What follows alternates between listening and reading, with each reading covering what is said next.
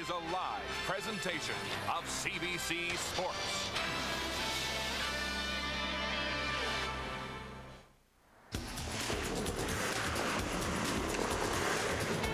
She has always been there, it seems, curling's constant Canadian. But why do some questions confound Colleen Jones? Consider this, Jones has been called on at 5 previous World Championships. Only once has she had the answer in Switzerland 3 years ago. Still lingering, a loss to the United States last year at home. Looming is an old rival, Norway's Nordby.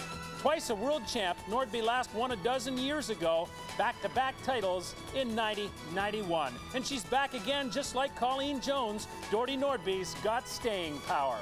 So it's the constant Canadian against her Norwegian nemesis. Two cornerstones of curling with everything on the line.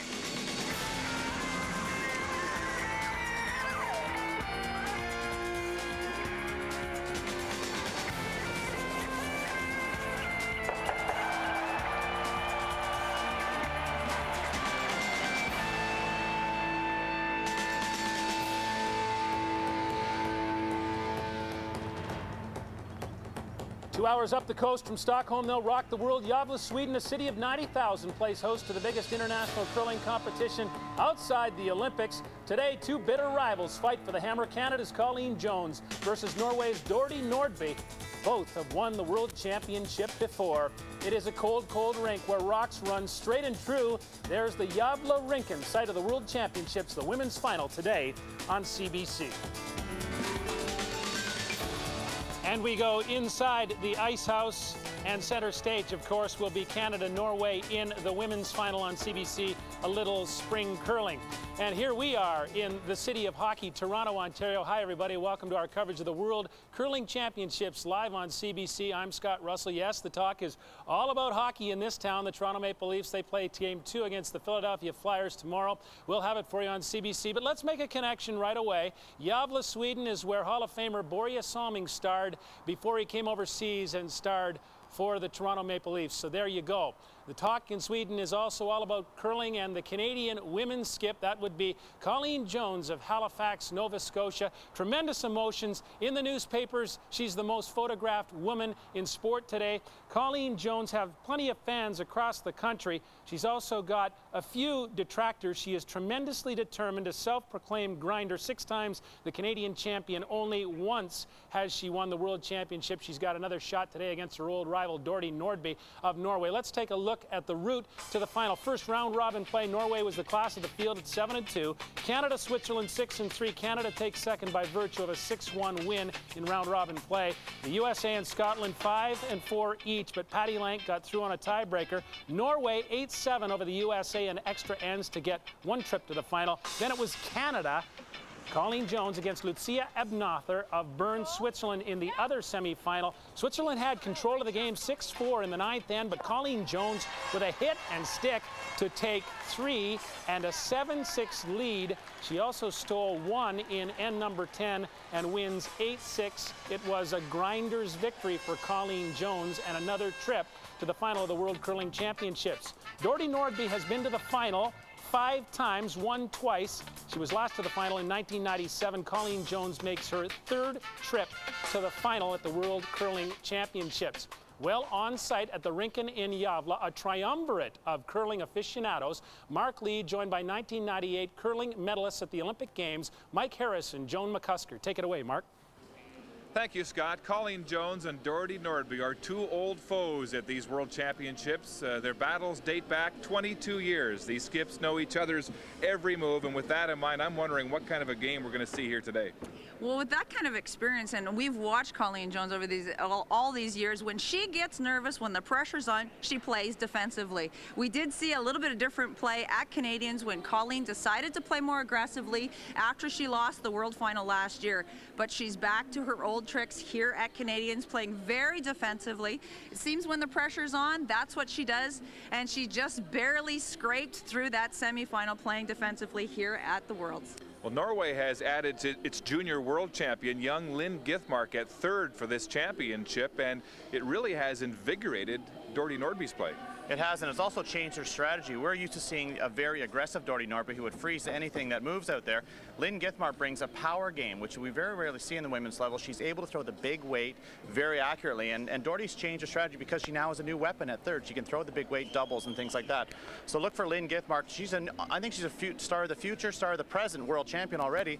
She's trying to do the incredible double world championship in 1 year, and we've never seen anything like this before.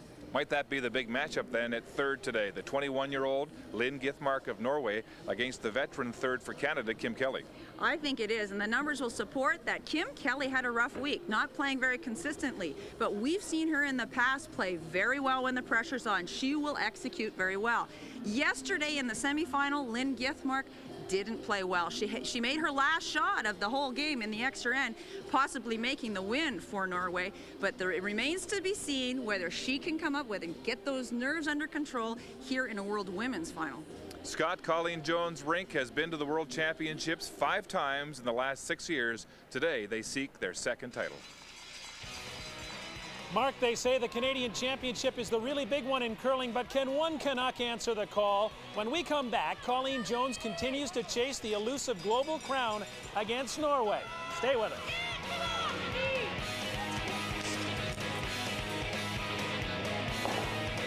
We're in the final, yes!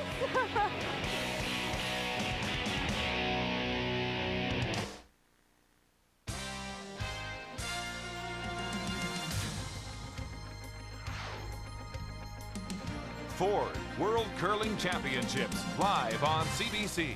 Brought to you by Nokia, official wireless phone of the Season of Champions. By Karcher, you'll look for things to clean. And by Ford, built for life in Canada.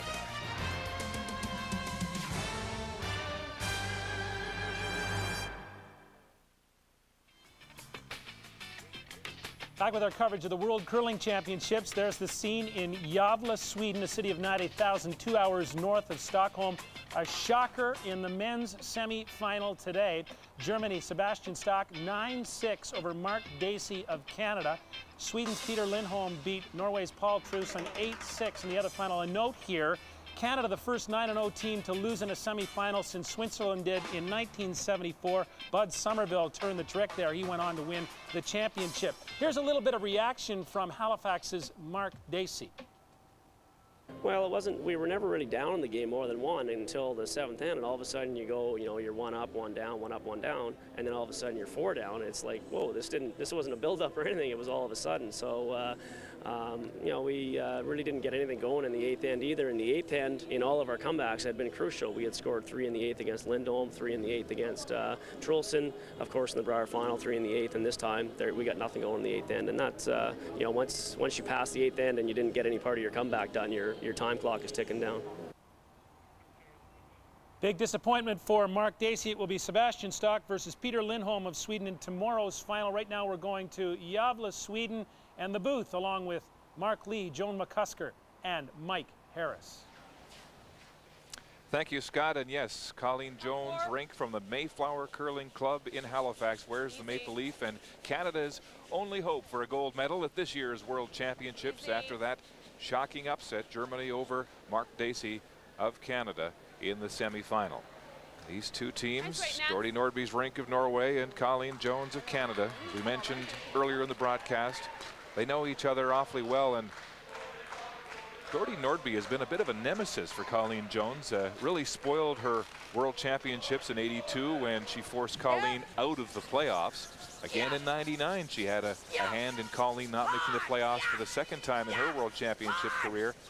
But since '99, the last 5 years, Colleen Jones has won 5 of 7 matches at this level against Dordy Nordby.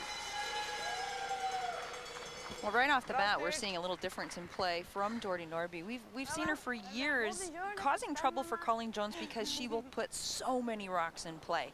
But what we saw right now when Colleen put her rock into the house, which is what I expected for the first 2 ends of this game, for Colleen to play very defensively, and Dordy hit it. Now, in the past, Doherty would not. She would have thrown a corner guard. She would have put a ton of rocks in play. So we have seen a change in Doherty, and it may be because of the injection of the youth in Lynn Githmark, and it may be because she has just decided that it was time to have a more balanced attack on this game of curling.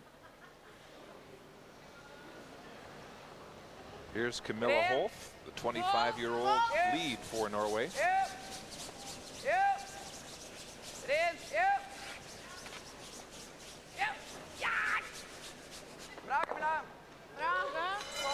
They'll take out Nancy Delahunt-Stone, line the 12-foot. And this is a very normal strategy for Colleen, and they go into every game basically playing the first couple of ends defensively. And we asked them about that yesterday. We said we thought that they were approaching this year differently, trying to put more rocks into play, being a little bit more aggressively, and they said the reason why they'll play defensively the first couple of ends is because of the time clock. That Colleen is not comfortable eating up the time early by putting a lot of rocks into play, so therefore they run off the first couple of ends hitting so that they bank some time on the time clock for when they need to play aggressively. This rink really struggled to start the World Championships. They were 1-2 from the get-go, and probably to be expected when you consider the 2-month gap between the Scott Tournament of Hearts and the World Championships, which are much later this season.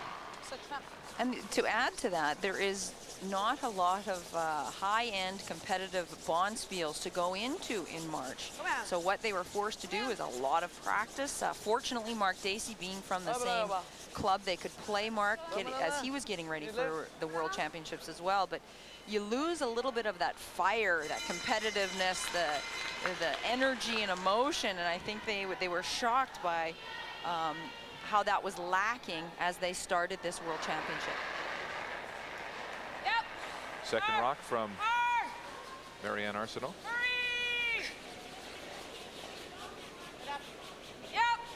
Never leave it. Hard. Oh, no, go tight. Yeah.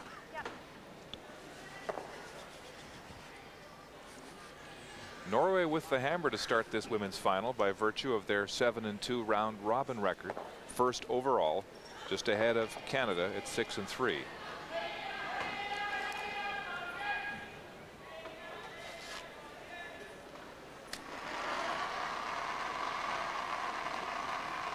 Marianne Haslam, who moved from third to second when they brought Lynn Githmark into the lineup. She had been promoted to third earlier when Hannah Woods had a knee injury. Hannah Woods is a long-time third for Doherty Nordby. They have been together for forever, it seems. And Hannah, though, struggling a little bit with some knee problems and was taken out of the season early. Here's Kim Kelly and her first offering of the women's final.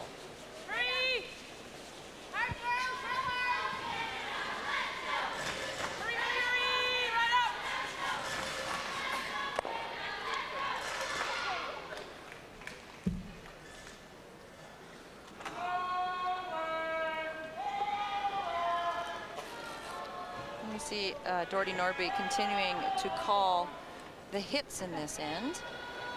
When I asked Doherty about her change in style of play, she looked at me and she said, "I'm glad that you noticed." And I said, "Well, it's hard not to notice that you're hitting way more than what you have in the past." And she said that she's been studying a little bit of the men's game as well, and had decided that she would like to play more like the men when she has hammer and when she doesn't. Therefore, taking into the fact the hitting game more than drawing to everything.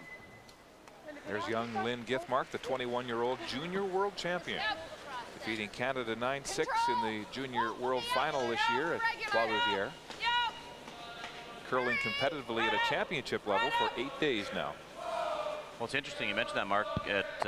In Norway, she lost the Norwegian final to Doherty Nordby and was appointed to the team, which is what the Norwegian Curling Federation does with their representatives here. Paul Trilson actually lost the Norwegian final and is here representing Norway as well. So their federation actually selects teams, selects the best players for the position, and in this case, Lynn Giftmark was the person they selected to play third for Doherty. Very interesting for any Canadian curler to have. Can't imagine that happening at our championship. Doherty has known Lynn since she was knee-high to a grasshopper too, hanging around the curling rinks in Norway with her parents, who are both competitive curlers at the World Championship level. Want to roll this to Kim's side. Okay. That's to the right of the screen, Kim's side. Ser ut som kommer til å curle her, sånn at vi kan komme oss rundt kardet, liksom. Det ikke dårlig bare det? Nei, det liksom det. Hæ? The master and the protege for Norway. Okay, ja.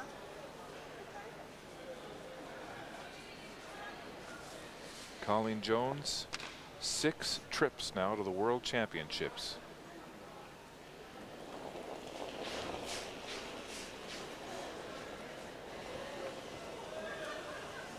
Clean only, just clean. She's throwing her favorite shot, the out-turn takeout. She prefers that out-turn, and no different yesterday in the semifinal, and she'll dance around trying to find a way to throw the out-turn.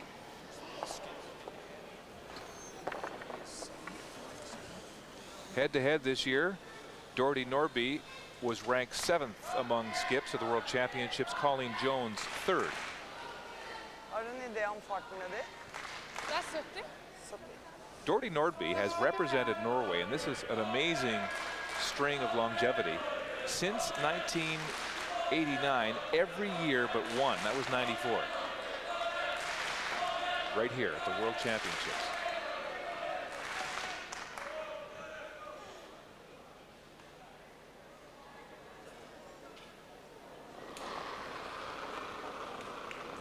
It's the first aggressive move of the game. Doherty Nordby is playing a freeze to the stone that's out of the rings.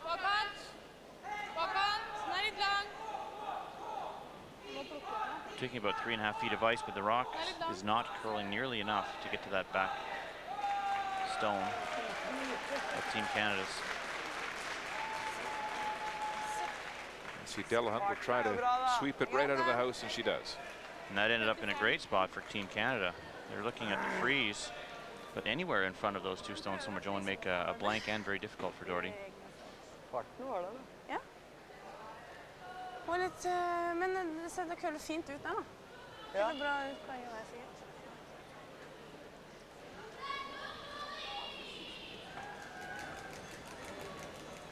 She looked like she threw a ton. She did, 12-8.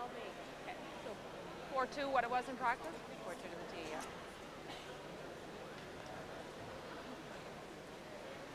I don't think to force hammer, we got to be right down on top of it. Sure. I think.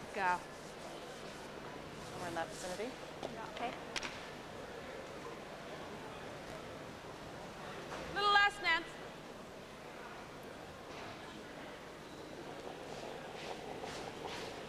Colleen Jones with her last rock here in the first end, trying to force Norway to take one and take the hammer. I'd like to see this back 12-foot just in front of those two stones. And they talked about how they thought that Doherty Nordby had thrown a lot of weight on her first one. Far as you can, guys. Far as you can. Far as you can. That spot. She would like to have that rock curl a bit more, make this feel a little more difficult, but Yeah. Sweet. opportunity for Doherty Nordby to blank the first end.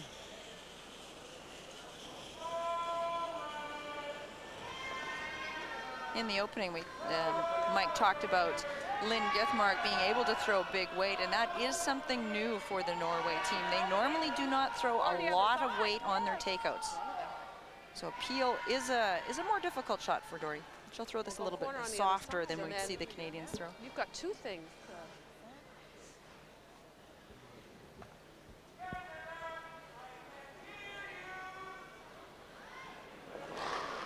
Doherty Nordby's last rock of this first end to blank.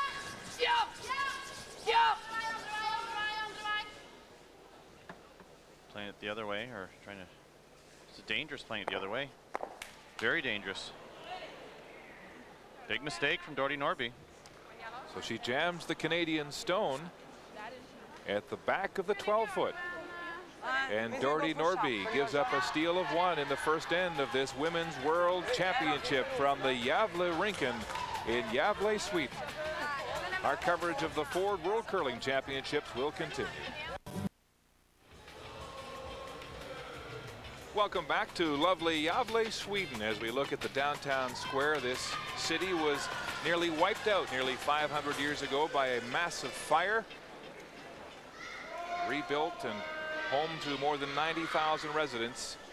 Just about 61 degrees north latitude would put us right now on the same parallel as Whitehorse, the Yukon. 1-0 Canada. After one end of play, Colleen Jones picking up a steal as Nordby tried to blank that end. Strong Canadian contingent here again. Many of them family and friends of Colleen Jones' rink. Travel the world the last 5 years. What an education for the kids too, to be able to join their moms. It's been just terrific. Those kids have been heard in many arenas around the world as we'll hear them chanting, making up the cheers to support Canada. There's Nancy Delahunt, the 45-year-old mother of 2, Jane and Kevin. Husband David, they're all here. Top 8. Well, Colleen's got to be very happy with the way that end turned out. It was an unexpected steal. Really, nothing happening the entire end, and then a very bad miss from Nordby, a very unexpected miss. And we saw Lynn Gittmark call off sweeping, trying to make it the other way with those jams. I think if you stay on that stone, John, you might have. I mean, it wasn't a good option to hit it on that side of the stone and roll across it, but execution again the issue there as opposed to the sweeping error. But I think Colleen's going to be very pleased with the start. And just as you thought, a conservative start to this final. And that, again, I expected from Canada. We watched them all week, and they were back to their very defensive play. This is a very big surprise, though, for Norway. This is a big change for Nordby to be hitting in the first 2 ends. Especially now that she's down 1. You know, you look at, her, as I say, her history would indicate she would be throwing up the corner guard, regardless of where Team Canada put their first stone. And Colleen Jones told us that after her disappointing 5-3 loss to the USA 1 year ago at the World Championship final, that they needed to change the game. They were too predictable. They were being beaten at their own conservative game, and that this year they would be more aggressive.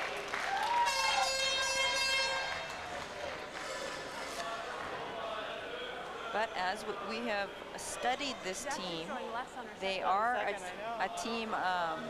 They've worked with sports psychologist Ken Bagnall. They have a comfort zone, and they've gone back to that comfort zone when the pressure is on. And this is a typical spot for them to go back to old routines and get comfortable again. And that old routine is to play defensively. Interesting, all of the members of Colleen's team credited Ken Bagnall for getting them back on track after that slow 1 and 2 start, saying that we were just playing, we weren't competing. We needed to be more competitive and more aggressive. He keeps harking back to the feelings they had, the memories of when they were aggressive and how good that felt and how well they did. They've built a relationship with Ken Bagnall. They turn to him for inspiration, and often when we talk to him as well this week, and he will even say, I'm not saying anything that they don't know already, but I'm reminding them of competitiveness. I'm helping them visualize, think about the positive, and support each other, and he does a fantastic job of leading them in that positive direction. And he was saying whenever they start to feel nerves at a World Championship like this, he reminds them that nobody has played bigger games this year than this rink.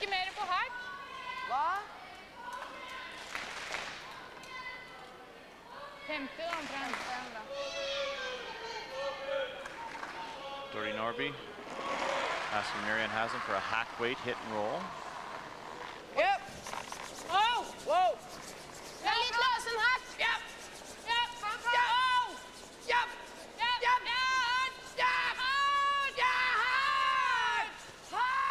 Just past, rubbing on the guard.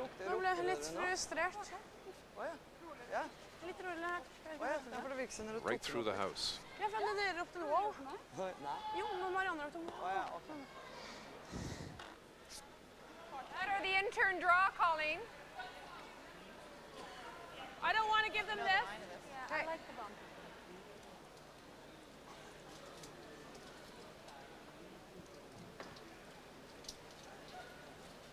It's a great chance for Canada to put some pressure on, build another end that they may be able to steal. Asking for the bump. T-line weight from Marianne. No, you know, it's pretty good. No line. No line. Just T. No line. More, back four. It will No bump line. it. Yeah. Splitting. Bumps her own rock to the edge of the forefoot to lie 2. Pretty good shot. It was nice weight on that rock. They were waiting for the line, waiting for it to curl. We've had the luxury of just watching the men's semifinal on this same sheet of ice, and the men were saying it was a little straighter today as we go into the playoffs. Not as much curl in the ice. For sure, for Mark Dacey's second shot in 7. Well, it's very unforgiving. You know, the ice we played on at the Briar and at the Scotcham Hearts that we were watching, if you're a little wide of the broom, the rock would always come back and finish nicely. And this ice surface will not allow any mistakes on release. We were talking to the teams about the difference in the ice surface. Every arena has its own characteristics. This ice it's very cold in here. And they keep the ice at a very cold temperature, makes it very hard, a little bit crunchy even if you're playing on it. You can hear that that noise as you're sweeping along. I wouldn't call this great sweeping ice, meaning that you can't carry a rock a long, long ways. But the other characteristic is that it doesn't break down, doesn't fudge and get soft down the middle, which we see sometimes when there's a lot of swing in the ice. So you have to catch on to those things fairly early when you're here figuring out how to make a win. And I think the players have also noticed it's been getting slower as the week has gotten on as well. So it's people have been struggling with draw weight. You know, we arrived here Wednesday and been watching the latter part of the round robin, and not a lot of really great draws. I mean, a lot of nice hit and rolls and things. And when the ice conditions are fairly straight, that happens. But certainly we've seen a number of missed draws, particularly late in the week, and most of them being short. And that's supported with the stats as well. When you look at most of the teams, the stats for draws were low consistently. Lynn Githmark removes the Canadian guard. And this is an old arena. They spent a lot of money improving the ice plant, but it's an old rink, capacity of about 4,000. And home of the famed Bernays hockey team, which has won more than a dozen Swedish Elite League championships. Hurry, hurry, hurry, hurry, hurry, quick! Get out of there. Spill 2 stones. Colleen was looking for a hit and roll there. It's a little mistake. It was a chance to lie too. Samme vei. Ja, spiller 12. Ja. Har du litt mer?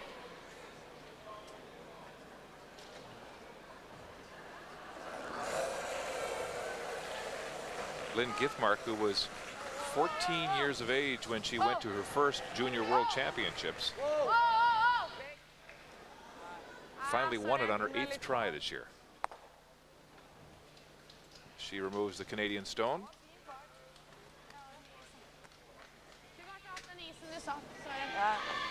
The other way she fits in so well with this Norwegian team is that she's a bit of a character. She's got a lot of personality. She likes to have fun, and you know what? So does Nordby. So they really do fit well together. They understand each other. They don't hold back ever. If they think something, they're going to say it, and I think they understand each other very well.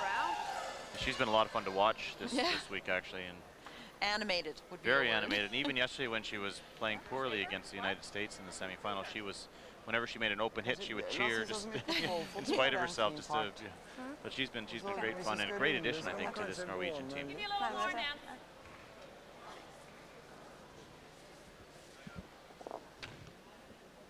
The only time she had with Doherty Nordby was after the Junior World Championships. And they went up to Scotland for some exhibition games against the likes of Jackie Lockhart and Edith Loudon, and they came away unbeaten. Rona Martin, I think they played as well. Yes, Rona Martin as well. Whoa! Where? It's whoa! What? Whoa! Top 8! Top 8! Line's great. We're all there. Whoa! Not behind Kim. All there. Whoa! Whoa! Whoa! Whoa! Whoa! Whoa! Okay. Good throw, Colleen. Okay. Colleen Jones just behind the tee line.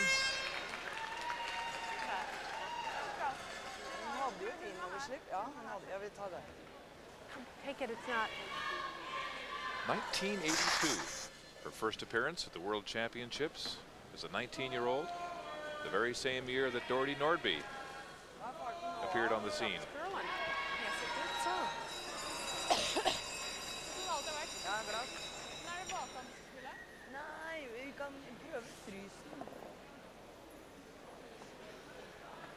You see that yellow stone about half buried behind the corner guard.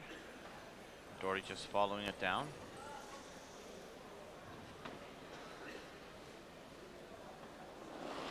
Her freeze or lightweight tap back. Walk on. Oh.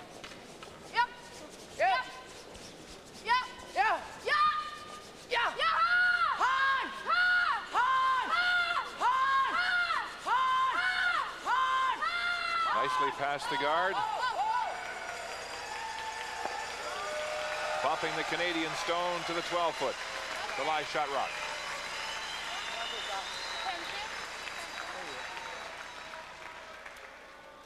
Bra spilt da. Kanskje sluppet den av blikk.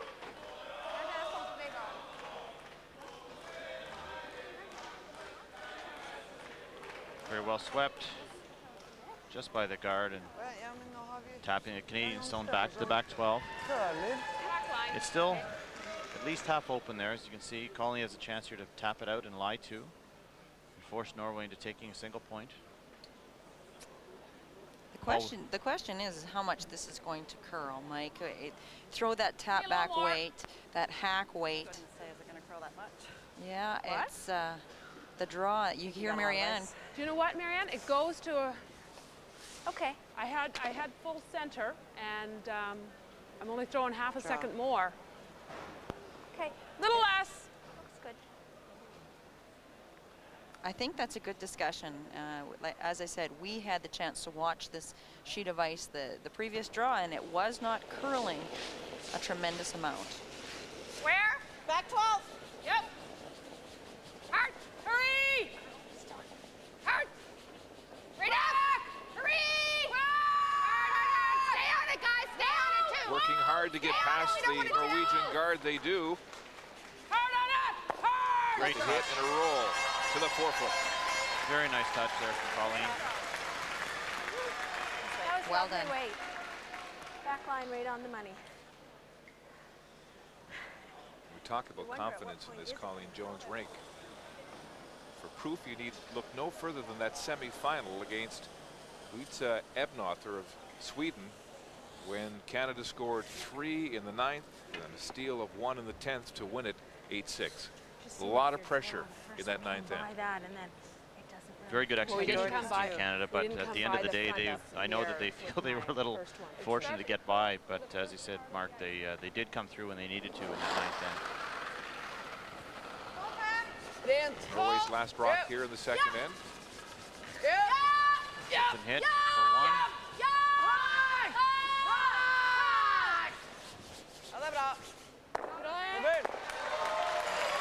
So Doherty Nordby with an open hit and stick for 1.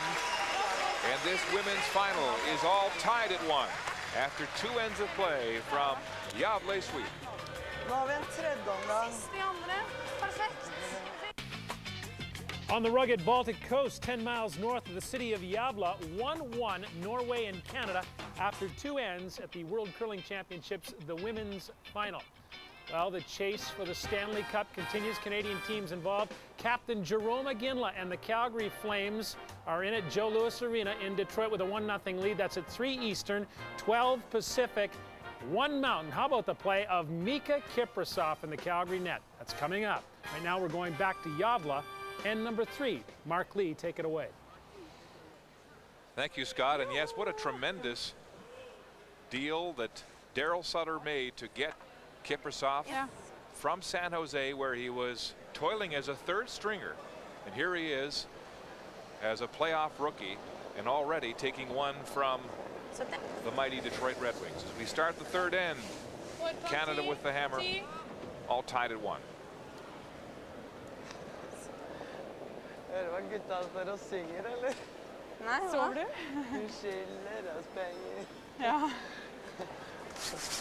Bra, Camilla! Nydelig. Bra. Bra Their spill. first rock in the house. Typically, Colleen will hit the first one and then throw the corner guard on the second rock that comes into the rings if Norway chooses to hit.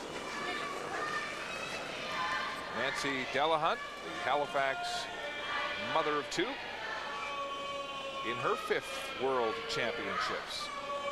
Very savvy and experienced Canadian team. Did cross my mind at one of my rocks.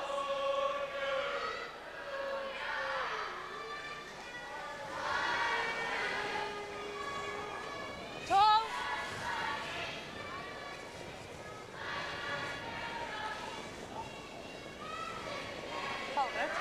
You just take a look Nice at the influence. international sheet, much wider than the Canadian curling sheet. You see that extra space on either side of the house, an extra foot of room. And that's pretty well the only difference now between the Canadian and world rules, as Canada harmonized its regulations with the international game this year.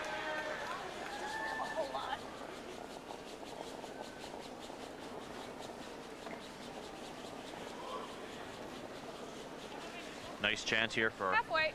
Team Canada to throw up a corner guard with Good, Nance. no rocks in the play, with a small mistake from Norway. Doherty Nordby wasting no time in calling the come around. Får lite mer. And this is what we're used to seeing from Doherty. Joan going right after. Oh, Team Canada immediately going around the guard, even though it is a corner guard. absolutely. I've watched Doherty for years and obviously played against her a tremendous amount over the years. And she loves to play the Canadians, and she likes to make them feel uncomfortable. That was her goal. And often she'd make them feel uncomfortable by putting in so many rocks in play. As I said, this year I saw a new Doherty Nordby. The fact that she's hitting with her leads rocks is something we have not seen before. Nice shot there by Marianne Haslam. Well, she's done a good job making Colleen uncomfortable when you look back at that bronze medal match in Bismarck in 2002, and Colleen jumped out to that huge, what was it, 6-1 lead, I think it was. And eventually, Doherty Nordby coming back to win the bronze 8-6. We talk about Colleen Jones is so mentally tough. Pressure does not affect the execution of their shots. All four members, when the pressure's on, will continue to make the shots that they call. And the same goes with Doherty Nordby. I have to say, we played her as well in the '97 World Final. We were up 5 points, and Doherty Nordby made a game of it. It kept coming back and coming back and coming back. She does not give up, ever. She is a veteran of this game, as mentally tough as Colleen Jones.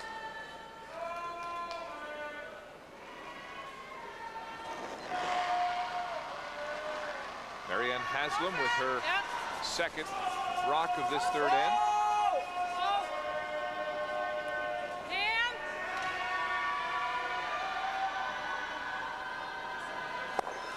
Hit stick to lie 2. She was looking for a little bit of a roll behind the corner guard.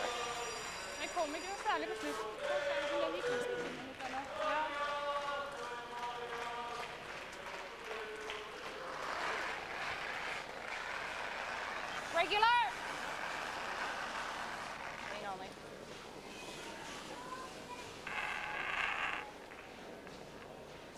Marianne Arsenault, the massage therapist out of Halifax, who will take her daughter to the Dominican Republic as part of her winnings from the Scott victory of 2 years ago.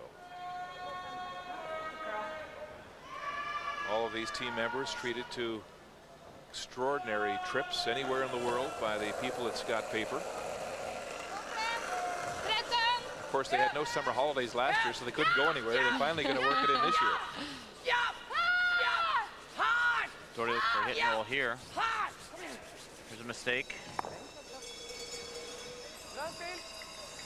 That's just a different throw by Lynn Githmart. Really got that one going. Pointing the rock towards her stone, towards the rock in the house, and it curled past the face. And something to watch for. She also throws very little rotation on her stone as well, which tends to cause rocks to curl a little bit more. And that would be a characteristic of all the members of this Norwegian team. Very little rotation, and therefore their rocks will react differently than the Canadians, who have a much more positive turn on their rocks. Great line here. Good sweeping, get it past the guard. Can't quite make the rings. I don't think it's 4-2 there even, Marianne. That makes it hard to follow a Norwegian rock then. Yes, it does. Well, often you'll hear Canadians talk about not even watching where they put the ice down for European teams because they throw the rock differently. They almost straighten it when they give it the turn, and you'll watch that rock come down. It'll only rotate about a half a turn, maybe 3/4 of a turn. Just coming up on half rotation right now. You can see the handle pointing in. This one's going to rotate about 2/3 of a rotation all the way down the speed. Now, what does that mean? That means it'll finish really hard at the end. It'll cut more than a rock that is spinning more. And the reason most Canadians don't throw it that way is that quite often in arenas the handle will actually change, and it's a little dangerous. You'd rather make sure that the stone is going to go where you intend it to without losing its handle.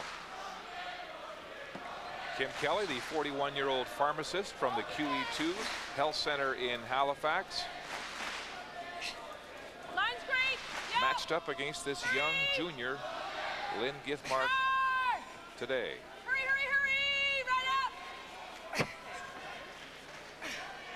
Rub on her own stone and into the house, maybe two. Oh, I'm sorry. Two in the rings, but they're not ever going to come into play with those stones at the side of the 8-foot. Doherty is going to hit the more dangerous one. They'll hit the one on the center line. Try to roll and guard her stones at the side of the 8-foot.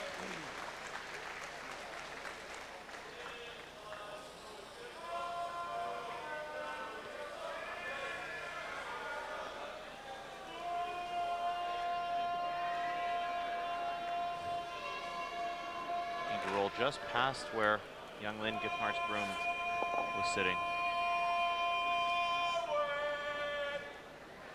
And Canada does have last rock here in the third end, and she does have the 4-foot open and half of the 8-foot, but as we were talking about, draws this week seem to be the more difficult shot.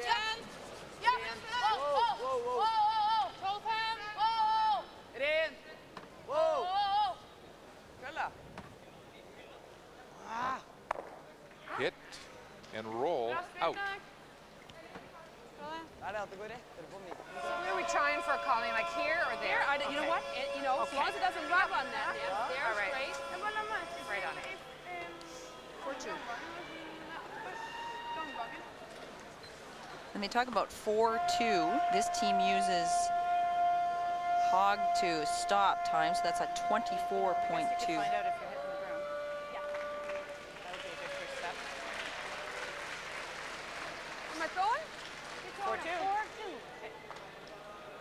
Just, it's not the 4.5 side. Yeah, 4.5 ends up a little short. Corner freeze it. Yep. In-turn draw. I don't think so. She said so. Oh, did last ice? Yeah. Go ahead and take it then. Last. Just 1 sec. Go ahead and take it. Last ice then. We're just pausing to allow Doherty Nordby to remove one of the stones outside the house against the boards. Colleen Jones, 44-year-old sports and weather broadcaster for CBC News World, achieving a milestone this year in Canadian women's curling with a record 4th consecutive Scott title. No bounce on this. Moved past the great Vera Pezer of Saskatchewan. You got a great one. No bounce, guys. No bounce. No bounce. Great line here. Trying to freeze. Nice shot. Overswept just slightly. You can hear Nancy saying no bounce. That zone did come off just fractionally, but a good portion of that yellow zone is buried. You know, 4 inches short of there. Great throw, Colleen. You got your broom. It was a beautiful throw.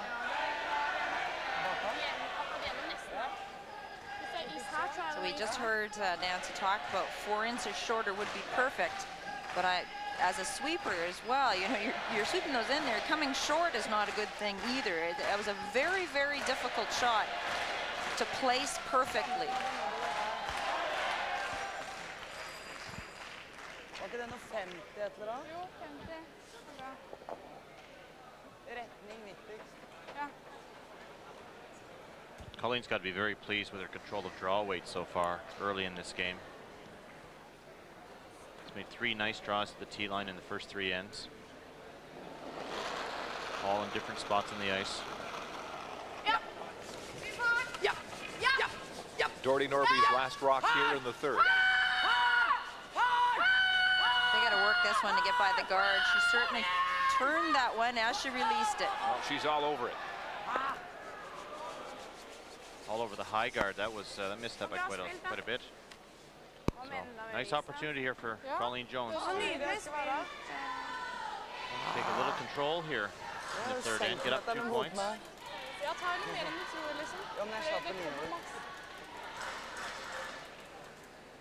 Colleen Jones has looked very composed in the early going of this women's final. We saw a very emotional Colleen Jones after that win yesterday in the semi-final, and it really was a nerve-wracking game. Canada having to come from behind, wasn't looking very good, but cracking the big 3 in the 9th end. And after the game, Colleen was in tears. This is just a huge, huge event for her to conquer. That was the goal they set last summer after losing in the final in Winnipeg. They get back here to the final and this time win. Hard. Need to go on this one. Hurry, hurry, hurry. Been sweeping it right out of her hand. Quick. Hurry, hurry, You need hurry, full hurry, 8, hurry. almost 4 foot. Hard, you got it. Hard, hard. Colleen right behind Kelly and Arsenault. Great sweep. And she'll have the deuce. Fantastic sweeping. Pardon me.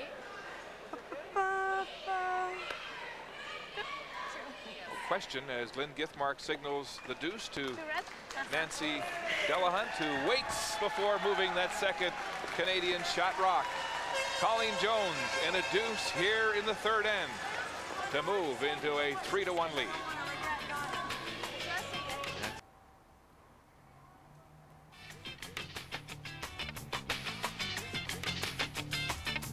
We're back in Gävle. 9-6 victory for Germany over Canada today. Mark Dacey goes down to 26-year-old Sebastian Stock.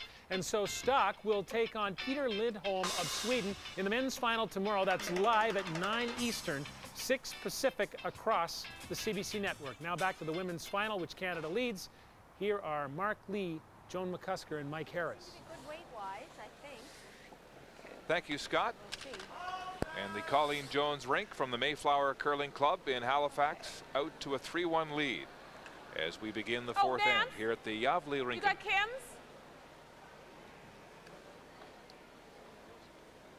And that's a referral to Nancy Delahunt, switching rocks with Kim Kelly. Always an adventure trying to figure out which rocks are paired up together and reacting the same. Top 4. Easy. And it's not moving a muscle.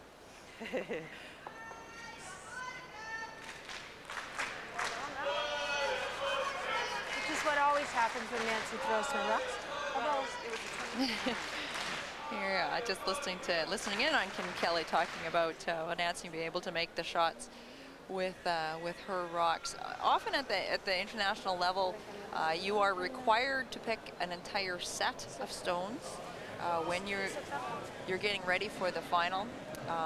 There have been years and events at Canadians where you're able to pick and choose your rocks, any ones that you want, taking 2 from one set, 2 from another, and mixing and matching and picking the ones that you like the best. But that's not the case internationally. They often ask you to pick an entire set, and perhaps you have noticed some differences in the rocks, and you'll just have to cope with it on the team. I thought it was interesting when we were talking to the Canadian coach Ken Bagnall about how they spanned that 2-month gap between the Scott and the World Championships, and he said they actually had to pay to have their own curling club maintain championship caliber ice. Well, they had special preparation done on each sheet, and usually if you go to the rock, you want to make sure you're playing on freshly scraped and clipped ice. That is you're not working on the ice for half an hour trying to break the pebble down, and that's time and money for a curling club to have that done. So they use part of their funding actually from Sport Canada to pay for that. So, and usually it's money well invested. It saves you a lot of time just throwing rocks up and down, trying to break the pebble down, to where you can actually get a feel for what you're doing, similar to conditions you have at a Canadian or World Championship. I think it's a great idea, is what it all comes down to. You want to try to simulate the play that you're expecting, and that's a good way to do it. It's a good looking shot here by Camilla. Camilla Holf to the 4-foot.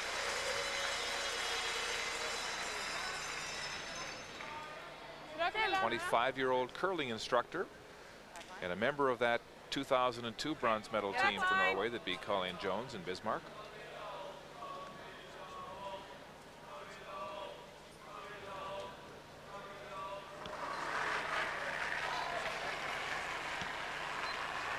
Backline. Backline to hack. Whoa. Not that. Whoa of attack. Whoa of attack. Backline. Clean, clean, clean. Whoa. Yep. Yep. Great shot, Marianne.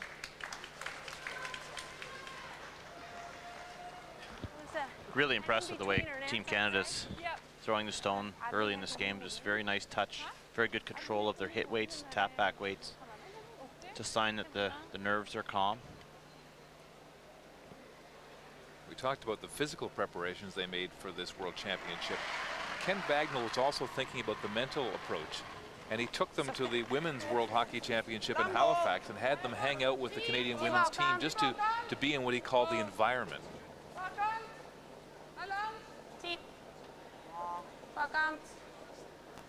Leaving no stone unturned en route to this game here today. It's difficult when you take after a long break to get focused again, and it's certainly been more of a challenge this year with the World Championships being played about 2 weeks later than they usually are.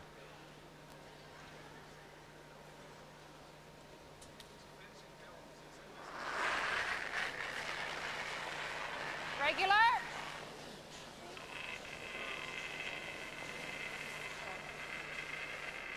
Yep. Hard. Hurry. Watch your roll, Kim. Not too far. Good shot, Marianne. 2 good shots from Marianne Arsenault.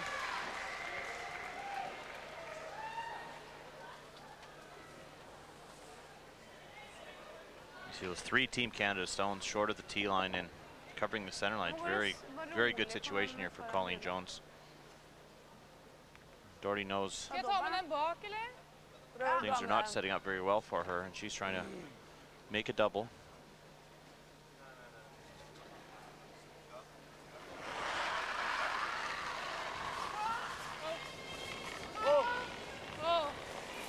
This is Marianne Haslam's 6th World Championships, the age of 30. Removing the Canadian guard. Canada still looks like it's shot stone there. It is decision time for Colleen. She can either try to guard, but we can see with the ice she's taking, she's going to play a straight tap and raise takeout, raise her own stone back and lie 3. Regular. Clean. Yep.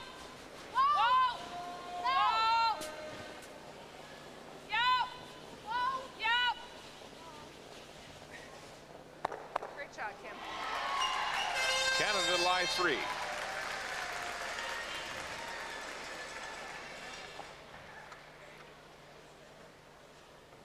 Är du med på den?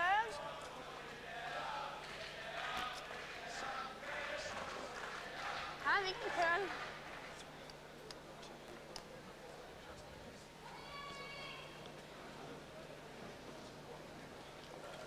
Nordby calling for the double. And Mike had talked about early on our opening about how Lynn Githmark has the ability to throw big weight. Loves to hit, and she's got the double. So the junior world champion making her presence felt here in the 4th end. And you can see the speed of the stone. I said we mentioned that she could throw that big weight and those rocks just go flying out of the rings.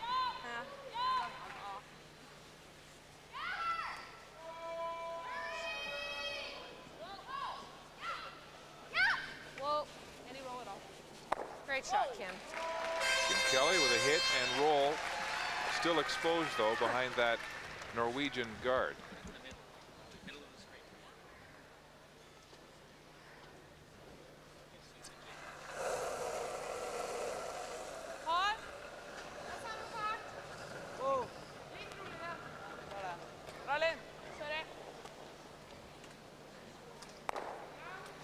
Lynn Githmark will chip the Canadian stone and roll out.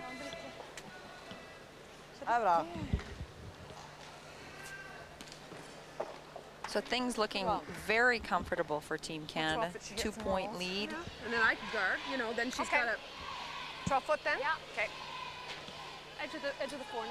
Edge of the 4. Looking to put another rock into the house. Top 12 foot acting as a second point, also as a partial guard to the shot stone. I don't want to give her that come around freeze to the. I think we go 12 foot. Okay. The 12 foot in front of it, sort of idea. Okay. Got to be careful not to leave the double and roll buried, though, Joan. I think it's, you know, I understand what she's saying, but if you're going to go in, you may as well get it right in there to the top 8 foot half around that guard. But depends a lot on where this stops. A biter would be perfect, I think.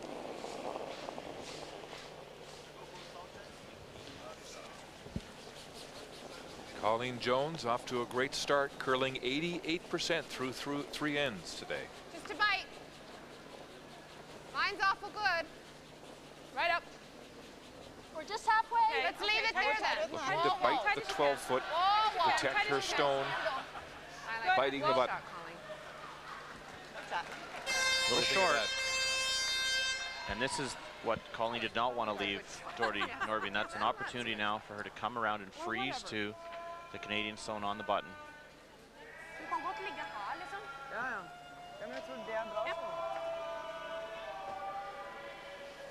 Key here for Norway is that it must get shot stone, or Colleen will simply throw another guard out front and possibly steal another point. Makes a good one here. She could have a chance for 2, though. Difficult deuce. Even if she makes it, she's in. Because even if she does make us a perfect freeze, Colleen may choose just to guard again, and making it a really tough draw to biting the button for her second point.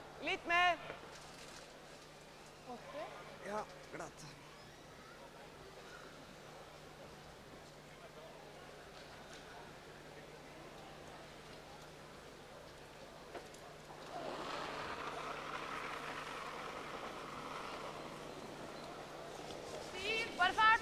Fin retning. Bare rent, tror jeg. Oh. Hvor er det? 10 bakkant. Ok, og... Den virker litt lang. The line is good. Stopp nå. Bare fart. Ja! Ja! And they get it to the button. Canada still shot rock. Big mistake from Norway. Hva hadde du på den? Mentioned they really needed to get shot stone there and force Colleen into playing something into that area, or guarding to hold them to 1. But after this guard stops out front, it'll be a great chance for Colleen Jones to steal one. The only shot likely will be a long angle raise on that red Norwegian guard. Yeah. Careless, Nance. Whoa.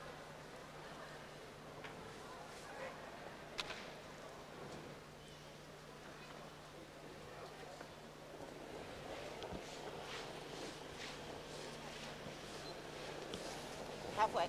Colleen Jones trying to set the trap here in the fourth end. Just clean. Clean.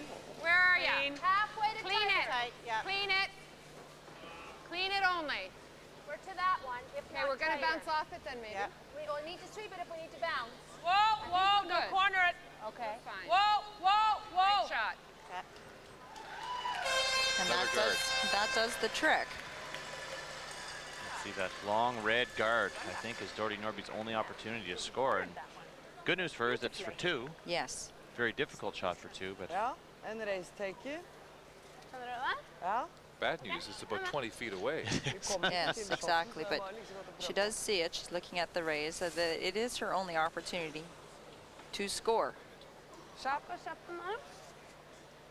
Sådär. Inte så mys. Sia på.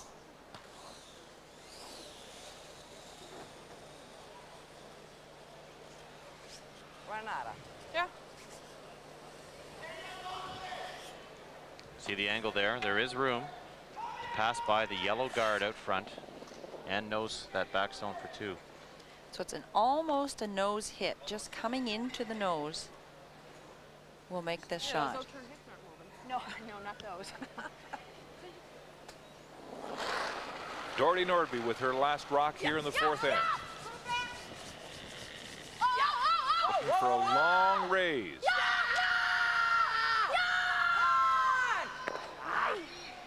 And she's wide by a country mile. Another steal of one for Team Canada. And another miss by the veteran Norwegian skip. Canada taking a 4-1 lead through 4 ends of this World Final. Canada leads 4-1 after 4 ends the Ford World Championships in Sweden. Colleen Jones in control over Dorothy Nordby. Mark Dacey had a chance to wear the maple leaf. Colleen Jones, meantime, well, she continues the chase. At the 5th end break, we'll compare and contrast the styles of 2 rinks from the Mayflower Club in Halifax who have sailed to the World Championships.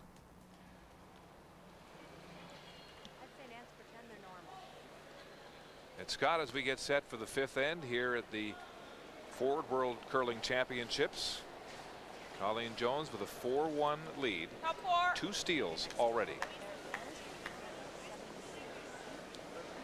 This team is very hard to beat when they have a lead. They hit very well.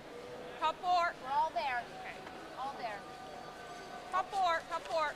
We're still there. Dorothy Nordby, to stay in this game, will need to start using the free guard zone, getting some guards up and making a lot of shots. Canada going right to the rings early.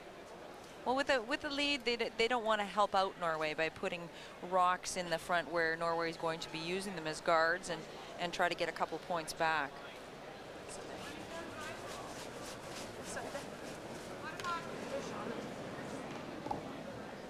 The game is early, and it's hard to defend a lead with the 4-rock rule.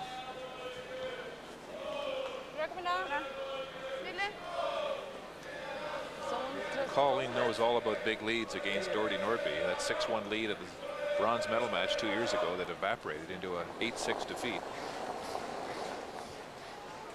Canada defeating Norway 7-5 during the round robin portion of this World Championship. Easy. Easy. Bite the 12, line's great. Line's great. We're there. Yeah, bite the 12. We're there. Line's great. We're full 12. Okay, great. Maybe a bite. Nice shot. Guarding their stone in the 4-foot. Got those rocks figured out. Pretty well matched, I'd say. For weight. Yeah. You can hear the Canadians feeling pretty good about their rocks too.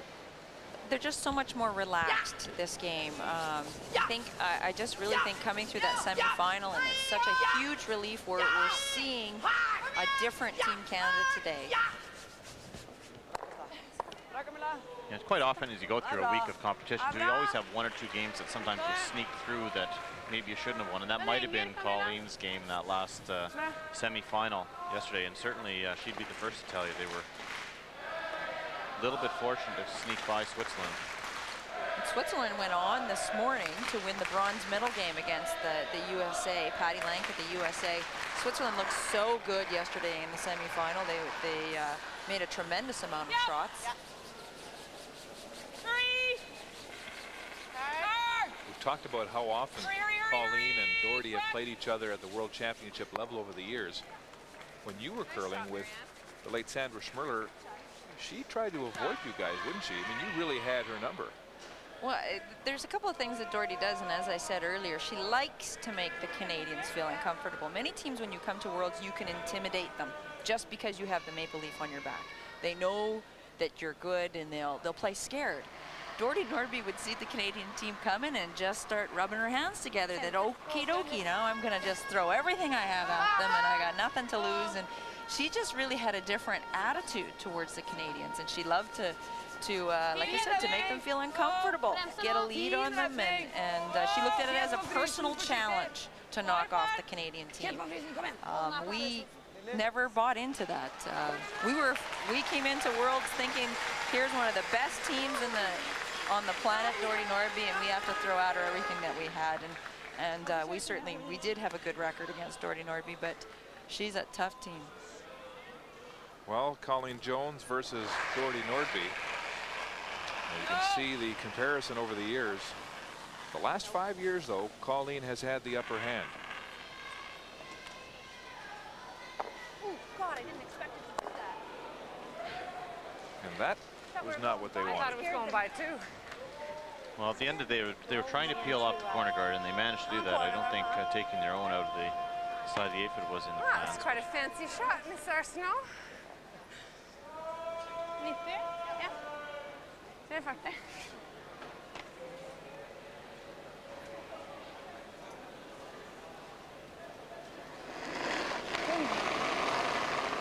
Doherty has not played very well at the last number of Worlds. We saw her struggling to make the playoffs. And again, this year, she led the pack. Throughout the round robin, Norway was the team to beat. 7-2 record as they struggle to get it across the hog line. Just barely. Good sweeping.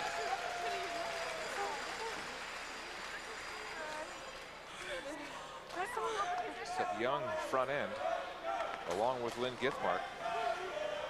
Githmark 21, Camilla Holt 25, Marianne Haslam 30, and of course the veteran Doherty Nordby at 40, leading this young team.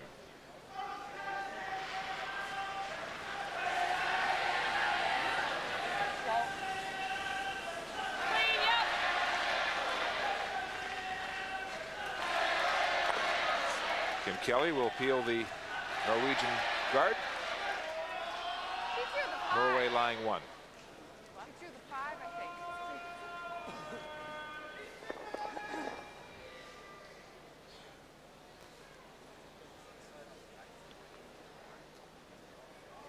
Now, Lynn Githmark, as we were talking about earlier, great hitter, but she did struggle all week with draws, especially in-turn draws. See that slow handle that we talked about earlier. Winning Norway's first Junior World Women's Curling Championship earlier this year. You see this start to curl with that lazy handle that only curls a 3/4 kind of rotation over curls. The Norwegian stone is wide open. This would be a good chance for Colleen Jones to come in and hit that stone in the forefoot, but you see she's continuing to peel.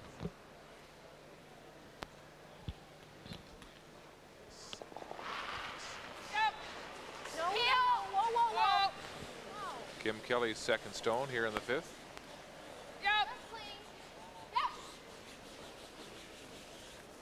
She'll remove the guard.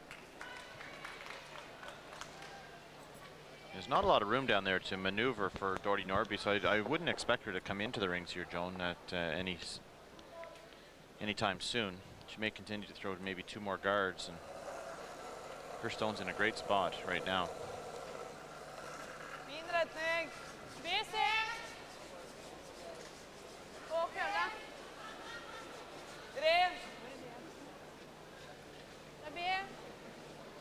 Kan dere ta den litt nå? Ja. Yep. Yep. Ja. Hard. That's a little better. Quite good. It looks like there might be a little bit of the stone exposed on the outturn side, but again, Colleen's not going to waste any time. Already thought she's going to go up and peel this guard immediately. Ja, mine køller mer. Well, that 3-point lead will dictate Colleen's calls here.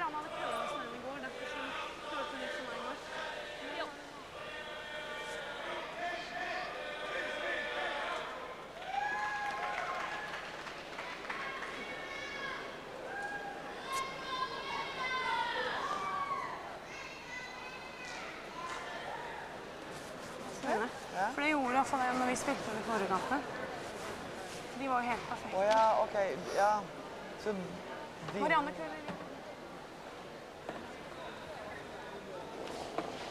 Steely gaze of Colleen Jones. Yep. Hurry! Hard. Hurry, quick! Way over. Hard. She'll remove the guard again and leave Norway's stone exposed.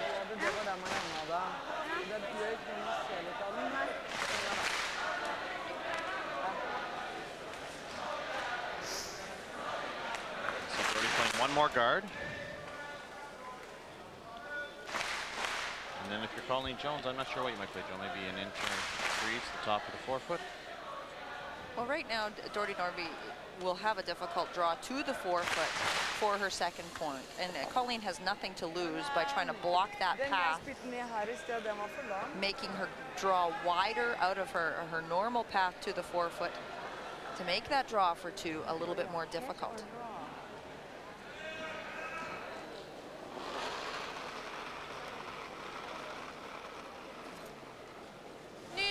Doherty Nordby with her first stone of the 5th end. Hvor er det? Den er inn. Hvor langt da? Forkant. Hæ? Nesten frys. Skal vi ha frysa? Ja. 8 fot, 12 fot. Det er bra det, Doherty. Nydelig. Replacing the guard. Herlig, se. Doherty Nordby making a record 16th appearance this year at the World Curling Championships. This is good right here. Moving past Helena Block Larverson of Denmark. It's good. Okay. I don't mind a little bite of the 4. Full 8's fine because we've already got one full, you know, quarter in the forefoot. I'd hate to come in full. It's amazing when you consider I'd like to see Doherty Nordby and Norway's presence at the world level, considering the handful of rinks and curlers they have to draw from against a country like Canada. I mean, it's 100 to 1. It certainly is that there's not that many curlers in Norway, but you can't take away from the world experience when you keep sending the same team over and over again to international play. They learn how to win there. And the disadvantage that Canada has had, and not in Colleen Jones because she's had a lot of experience here, but often we send a different team and they get tricked by the little nuances of international play. And until this year, always having to switch from the 3-rock free guard zone to the 4-rock of international play. Can't be deep. All there. Can't be deep. Yeah, bite the 4. We're biting the 4. Colleen Jones, her last rock, drawing to a piece of the forefoot. Great weight. Suddenly we could have been shot. What? Did you want to go for shot? No, well, when it was looking that good, that then if you were all the way in for number 1, and she still couldn't hit it, and shot. Yeah. Doherty, jeg tror du kan vaske den isen her. For det køler så bra. Interesting train of thought there by Colleen. She wanted to go in for shot stone, but she could have run the risk of making a very easy shot, an open takeout for Doherty Nordby for 2. This is a difficult draw for Nordby. She needs full forefoot to get her second point, and as we said, these kinds of ice conditions, and you can't carry rocks a tremendous amount. This is a difficult draw. Makes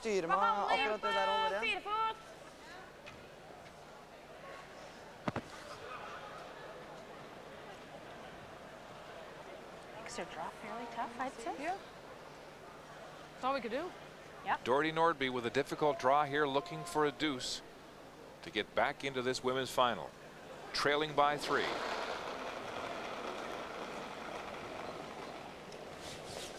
Nydelig fart og nydelig retning med henne. Sorry. Og kølle. Kommer nå. Sweepers just cleaning the ice. Bare fart. Under the instruction of Lynn Githmark. She got the line. Way wide and heavy. So a missed opportunity for Norway, as they'll get one here in the 5th end. They had a good chance for 2. We're at the 5th end break in Gävle, Sweden. And the Norwegians find themselves down by 2, 4-2 at the midway mark of the Ford World Curling Championships.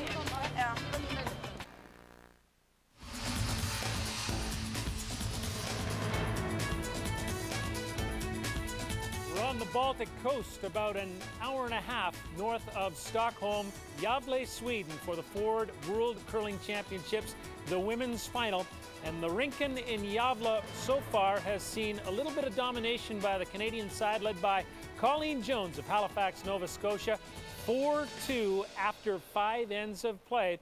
And right now, Mike Harris has caught up with the Canadian skip.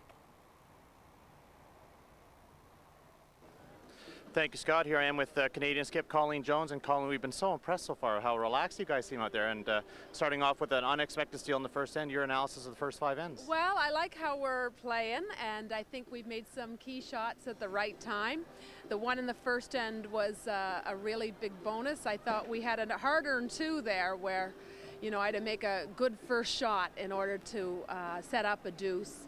And I think we've just had pretty good positioning, even on that last draw of mine. Like, you're trying to make her shot as tough as possible. You know, she's got her 1, but if she's going to get a deuce, she better nail the tee line. And she was just a little heavy. So I like how we're curling, but we know how Doherty is. She's dangerous, and she's not through this game by a long shot. She'll put a lot of rocks in play. Well, and thank you very much, Colleen. Good luck in the second half. Thank you very much. Thank you to Mike and to Colleen Jones. Colleen has a 4-2 lead over Doherty Nordby of Norway after 5 ends of play. We'll return to the World Curling Championships in just a moment. The Western semifinal between the Calgary Flames and the Detroit Red Wings at Joe Louis Arena coming up at 3 Eastern, 12 Pacific, 1 Mountain. Jerome McGinley and the Flames try to go 2 up. Oh, my old buddy Kelly Rudy. Hi, Sandy. I know. Quick one, though. What do you think of the Flames? Oh, you know what? I think I said this last night. They may win this game again today. So as hard as they play, they're so tough to play against. Talk about hard-working. You are a hard-working goalie. Sandy, I love that. Kelly Rudy will be on the air with Ron McLean at 3 Eastern today, the Flames in Detroit. Colleen Jones and Mark Dacey, both rinks from the World Championships, hail from the Mayflower in Halifax. Completely different styles. Mark Dacey is a relative unknown who loves it when the stakes are high. I like to think I'm pretty solid under pressure. I mean, that's what you play for. You want to be out there. Then there's Colleen Jones, a multiple Scott Tournament of Hearts winner. She's a former world champion, a favorite, who feels the pressure to win. You know, you always feel just a little bit nervous and excited, and you're ready and you're scared. It's all of those things all at once. Conflicting emotions that have haunted Jones in the past. She's been to the World Championship 5 times, but she has often struggled. You know, we just made the odd mistake. Now it's sunny for the next few days. Now this television broadcaster and mother of 2 vows to change all that. She has a stringent workout routine. Really, a 3-hour game's very demanding physically and mentally. A grueling practice schedule. We've been practicing as a team 4 times a week, hard. The help of a nutritionist, a technical coach, massage therapists. We've done everything we can to be the best. And a psychologist to help the team with the mental side of the game. And we sort of know why we've lost Worlds, and we know how easy it is for that to happen. I'm not too concerned about that. I mean, it's... Dacey, a golf pro by day, has always had a more simple approach to the game of curling. There's just his teammates, a coach, and a dream he's carried with him since his childhood. Shot. I mean, I set up lots of different shots, but I remember saying to myself, this is to win the Brier, and then I'd make it. If no one was around, I'd go, yeah, you know, and celebrate. And the biggest shot of Mark Dacey's career. This year, the celebration was for real. Dacey needed 3 points in the final end to beat three-time champion Randy Ferbey. It was one of the most dramatic come-from-behind wins in Brier history. He's got it! It earned the 37-year-old the right to wear the maple leaf. Right. When I put the maple leaf on for the first time, I think that's probably when it'll hit me. It's like, okay, this means something. It means a chance to challenge the world's best. I've been doing what I did as a kid, setting up shots and pretending it was to win the World Championship, so that I can at least say that I made it before, at least in my mind. They are two very different Canadian teams with one common goal, the title World Champion. At least you guarded that. Throw, Kim. Sailing out of the Mayflower, Mark Dacey had his chance, couldn't convert. Colleen Jones still very much in the hunt. She has a 4-2 lead after 5 ends. There's the Rinken in Gävle, Sweden. We'll return to the Ford World Curling Championships in a moment.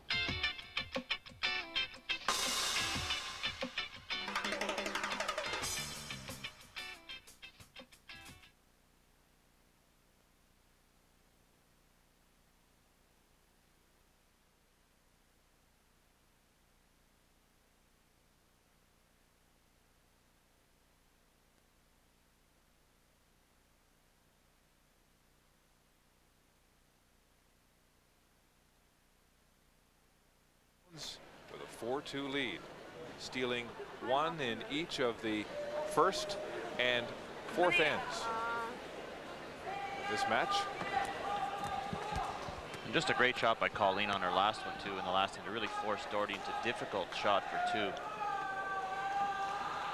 which Doherty of course missed.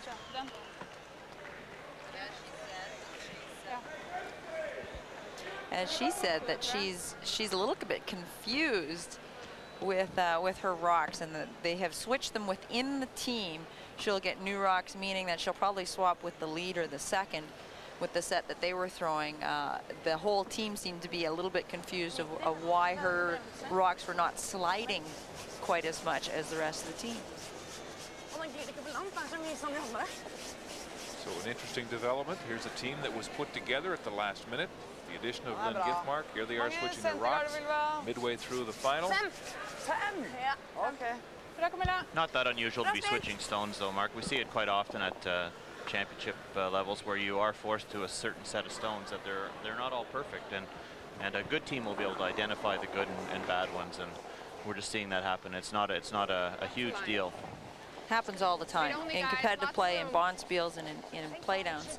And sometimes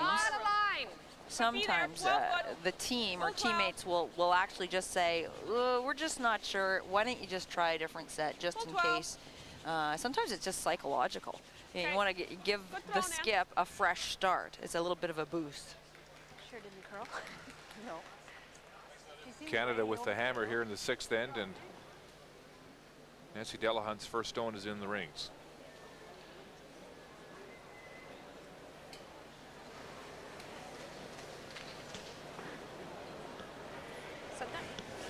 Yep. See? Yep. Yep. Yep. Yep. Yep. Yep. Hard. Hard. Trying to get it past the guard, and they'll rub. Nice. You can.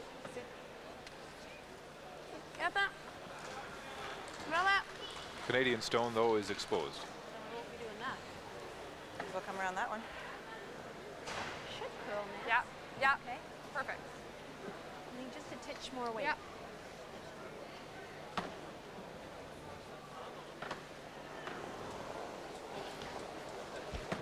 Another good chance here for Team Canada early, just to Where? put some pressure on Norway. A lot of room. Line Line's great. Hard line. Line's fine. Wait on me. Line's fine. Too late. Good looking shot here from Nancy. Turn to Callahan. Great shot. Throw, Nance. Nice shot. Right to the thick of the 8-foot. Canada line 2.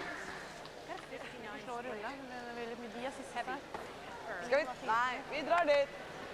Om å slå og rulle. Om å slå og rulle. Ja. You watch the end of Dordy Nordby's broom. We used to call her the conductor. She would point to what she wanted, especially if there was a lot of rocks in the play, and she'd be bouncing off the rocks and onto the ice. And she gets very animated when she's into the game, very close games, and she'll be pointing all over the place. Remove the Canadian stone from the 12-foot. Roll just to the edge of the 12-foot. I don't know if that's biting or not. Looks out. Oh, Marianne, good luck with this one. Thank you. Nancy commenting on the call from Colleen Jones. Very aggressive play here, especially up to with the hammer. It's a good call. It is a good call. Get another rock in the play. They have the hammer instead of going inside out, and if it doesn't curl enough, giving Norway an opportunity, hit and flop, and take the end away. They're going to go wide around. We can go a bit. Yeah, go. It's T plus. No, it's close to T, Colleen. It's T anyway. Yep. Nice So it'll shot. go behind the T. Okay. Oh, okay. You know, if she rolls. Right to the T line. You know what? That one of yours To the 8-foot. makes no sense. It doesn't. I agree. I agree totally. And Dordy now ignoring this stone and going right around the center guard. Interesting that Dordy now is choosing to ignore Canadian rocks in play, and she doesn't have hammer. Norway doesn't have hammer. It's very risky. You're taking a chance. Giving up a Canada big can end. take a lot of points.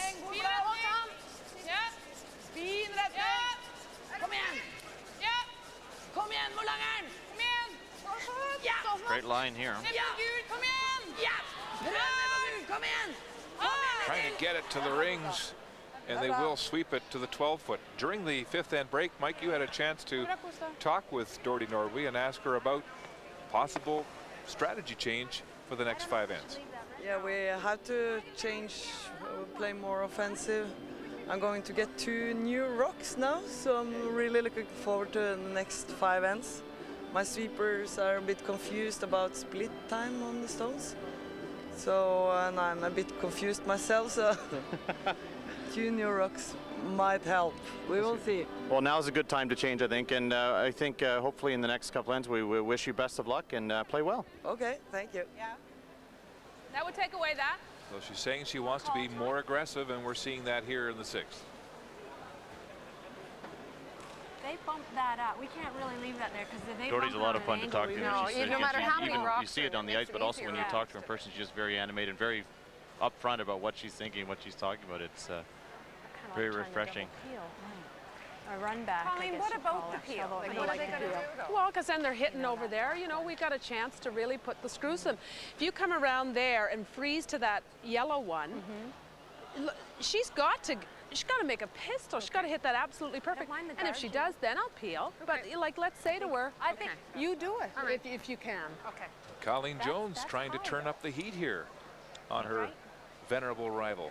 I think she thinks that Dordy will play a raised double, but I would be tempted to say that Dordy would play a raised draw as opposed to a raised double, and it's not as difficult a shot as the raised double is. So I don't know. Hopefully we get a chance to see what Colleen does here, but I think leaving that stone on the center line is also dangerous. But Colleen's right. If she can force her to make a more difficult shot, it's going to be her chance to score a big end.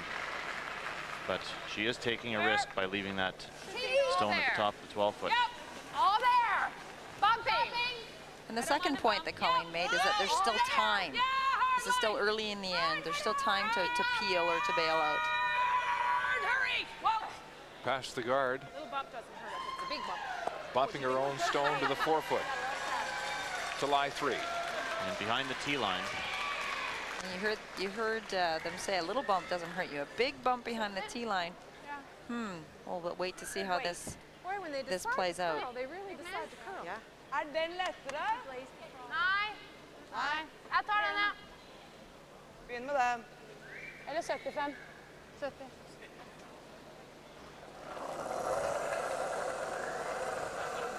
Fin retning. Fin fart. La den gå. Ja. Nei. La den gå. Ja. Bare vær. Fin fart. Gå rygg. Gå rygg. Someone needs to curl just a bit to be really good.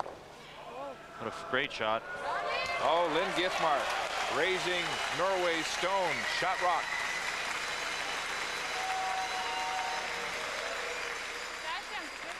Run the yellow into it.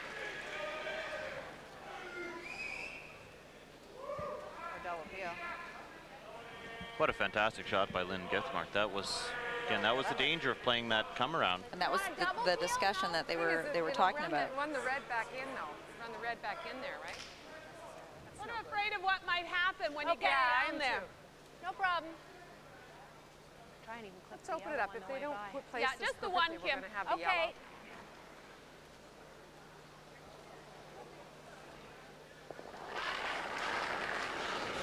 Yep. Hard. Kim Kelly take out this Norwegian guard. Oh. She hits her own rock. Okay. Actually a pretty good break.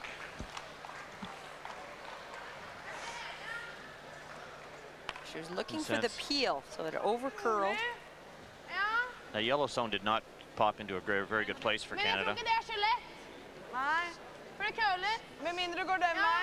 Perhaps a roll in behind.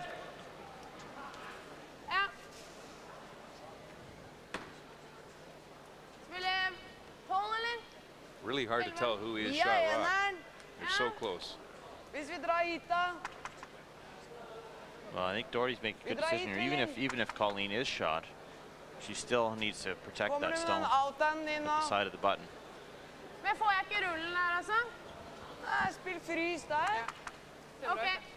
See, right at the top of the forefoot, still a good shot.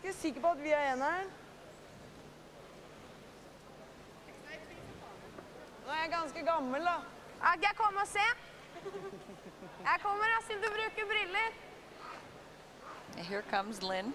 Githmark wants to come see herself. I agree with you, Mike. To guard her own second shot, if it is second shot, the red one, would make Colleen's team a very difficult time of getting a second point. Or, you know, that yellow zone is very vulnerable right now with all those red stones out in front as well. Just a good look at it. Okay, herlig. Jeg så ikke helt, da. I'd venture a guess. I'd say it was yellow from that look, but it's very close. Usually at this point, Don Whitman would just come right forward and tell us who shot. But you know, I was thinking that. I just didn't want to say it. But Don would have already, you know, thrown in his vote by now. You're ratcheting up the pressure, are you? I think red is shot.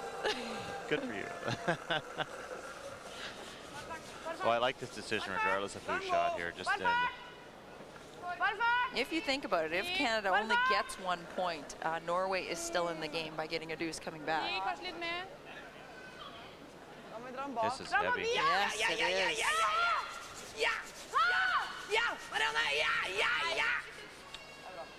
Breezing to their own rock in the forefoot. Well, and as good as her last tap was, that's a very big miss from Lynn Githmark. Gives Canada an opportunity to follow that down. And I can't get in crotch. I don't want to. All we need is to hit and roll in. Just get a little inside roll, as Nancy mentioned. Yeah. Are we safe so long as we hit it right there, or is that maybe going to? No, that won't go on the wall. So we're all right hitting it right there? Oh, okay. Regular. Yeah. Just regular, Kim. Half a rock? Well, I'm trying to stay. Oh. Reassurance you from think Marianne I can Haslam. get that one, but just stay? Well, just okay. Looking at the double. Regular. Very tough shot. She wants me to stay. I like the double, Mike. I don't like it as well. I don't like trying to stay. No, I don't think you can stay and make it, but I think it's tougher than it looks. I think half or less, I think. Half, okay. Can I with half? Maybe. Depends on your weight. So again, at least for sure they would be shot anyway. You may not get it entirely out of the rings, but anything on the outside would probably leave Canada shot stone. Regular. Yep. I like the call. I like the double. Yep. Hard. Kim Kelly looking for the double takeout here in the 6th. Go back there. She's got one, and Canada is now definitely shot rock. Definitely shot. That was tougher than it looked, I think, but I mean, they got away with it. However, Norway still has an opportunity to come down and tap that Canadian stone back. That's as good as I could do. Yeah. You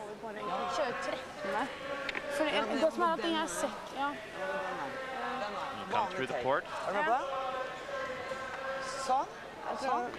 Make the takeout.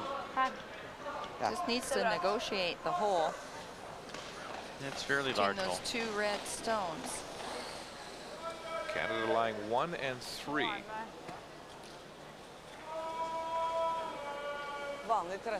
Yeah.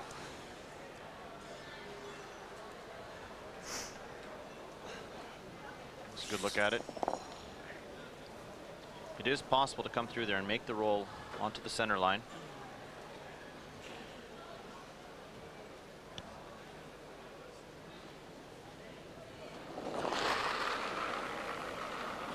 Doherty Nordby with her first stone in the 6th. Looking to come through the port. Chip the Canadian shot stone. Is she on the guard? On the outside red. Just past the guard on her own rock and out of the house. That ran very straight. She threw that quite well, I thought. On the center line the entire way. Working with new stones here in the 6th too. Yeah, just nose. Little bit of air. I think you have to throw it fairly soft though to keep your back one. You know, like. Great chance here for Colleen Jones. Just bump, bump. Should I suggest that? I think they're almost touching, so I think she should be fine to save that back one. If we get to nose, we're fine. The back one with regular, or your the one you're hitting. I'm taking our yellow. I'm hitting our yellow. Yeah, I know. Oh, okay. What do you mean the back one? The yellow one will probably roll out with regular, I'm just saying. Well, yeah, I don't think I have a lot of choice but to throw regular. Okay. Might stick sure, around. that's Might good stick then. around back there. Okay. Excellent.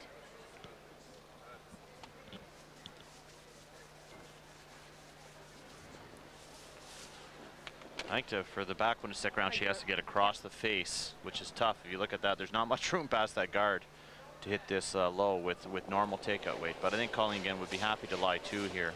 No pressure, really. It's a standard open takeout for Colleen Jones. Hurry! Hard!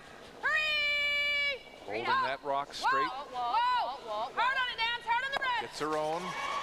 Very nice and shot. to spill one of her own to lie 2. Yeah, wouldn't have had a hole to stand. No. That red was going, baby. Yeah. Doherty's got the double and roll. I kind of like playing that soft there. Yeah, well, I didn't want, whatever she wanted to do. I just wanted her to Colleen knows that stone and has left an, I don't think there's a double opportunity there, but certainly Doherty can hit and roll either way. You can see there's rolling to the left is going to be very difficult from that angle, but rolling towards the center line is very possible.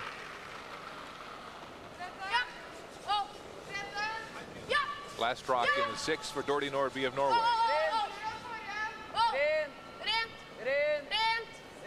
Through the port. A lot of weight.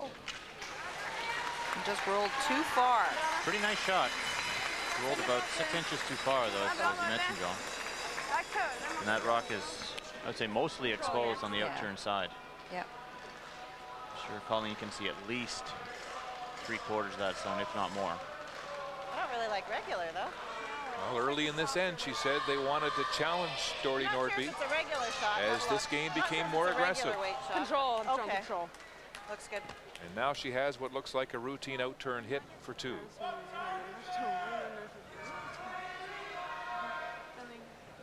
We're at the point where it's going to start to curl there, though. So when I say yes, give us a call. You can just good look at it. You can't see 7/8 to just all of that sod. And control weight here for Colleen Jones. A little less than her normal takeout weight. Forward to control. Whoa! Clean. Whoa! Clean. Yup! Clean. Yes! Clean. Clean. Really nice all shot. All the way clean. Well Great done. throw, Colleen. Routine takeout for Colleen Jones. And she has her second deuce of this women's final. So as we start the back 5, Canada opening a 4-point lead. 6-2 over Norway.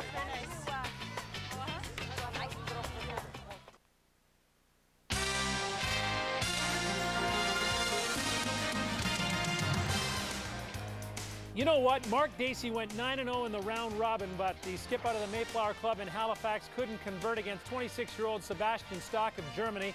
He lost in the semifinal 9-6, so it will be Stock against Peter Lindholm, the 2-time world champion in 2001 and 1997. The men's final, 9 a.m. Eastern tomorrow, 6 a.m. Pacific. And we'll be here, Scott, for that one, but here today, it's Colleen Jones and a comfortable 4-point lead as we begin the 7th end. But Colleen need not be reminded of having big leads against Nordby. Witness 2002, the bronze medal match that looked like it was in the bag, and then Nordby came back to win. And you start playing a team with that's trailing by with a large deficit.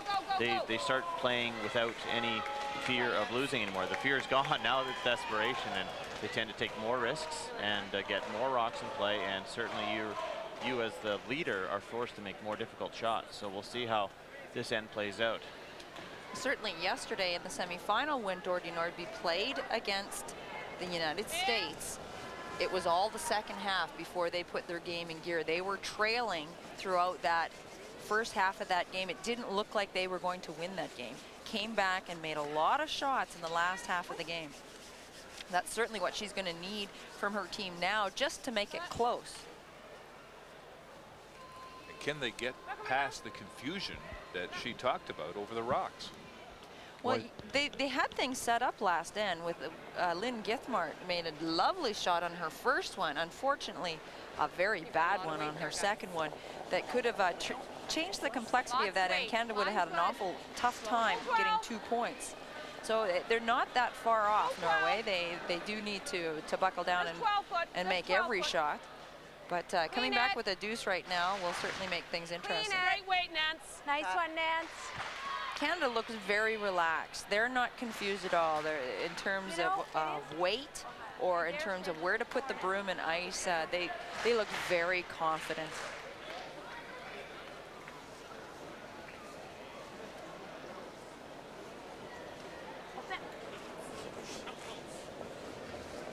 Gärna här.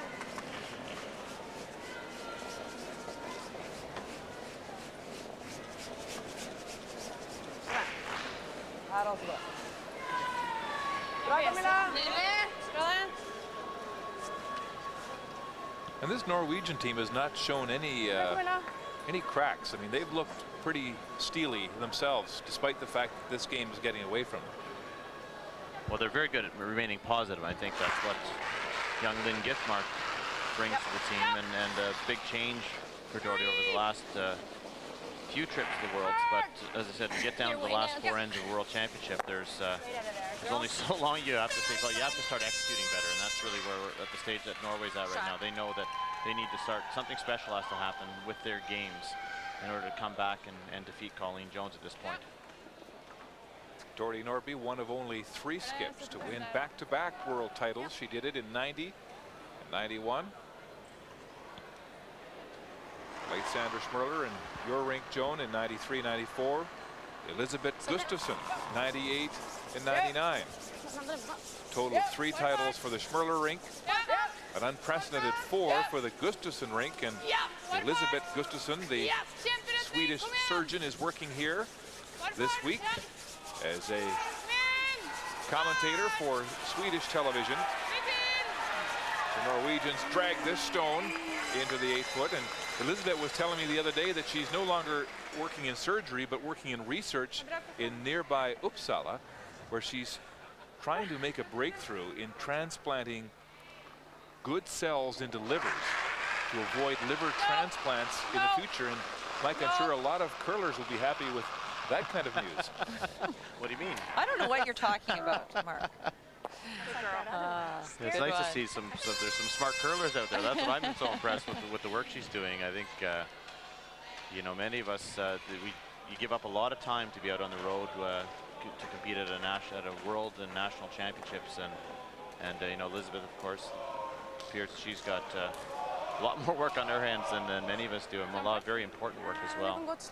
Saw her teammates are here as well, Elizabeth Pearson and Katarina Nyberg, and I was able to chat with them. They were a worthy opponent of ours for many, many years, and we certainly went head-to-head against Elizabeth Gustafsson's team several times, but then they went and broke our record and went and won that 4th Worlds, and you haven't spoken to them since. I haven't forgiven them yet.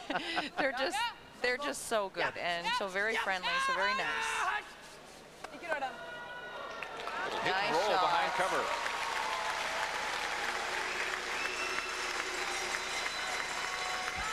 The torch has been passed on here in Sweden. Annette Norberg is a great team as well out of Sweden, and she surprisingly didn't make the playoffs here. Lost the tiebreaker. Okay, Kim. Yeah, in case we can bounce it to there. It's too much ice for the ocean. Can I just have middle of the rock? More? That's still not going to come. You don't need any more. It's been coming up here. Not with peel.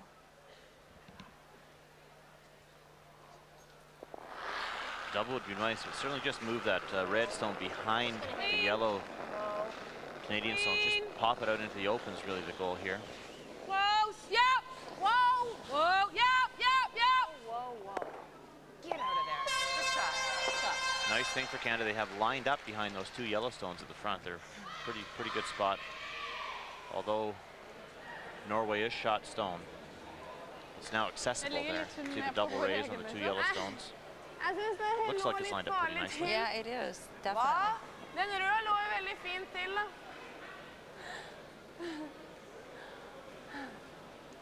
Ska vi trycka lite? Ja. Om vi fryser på den midterste gula. Den? Ja, fryse der. Ja.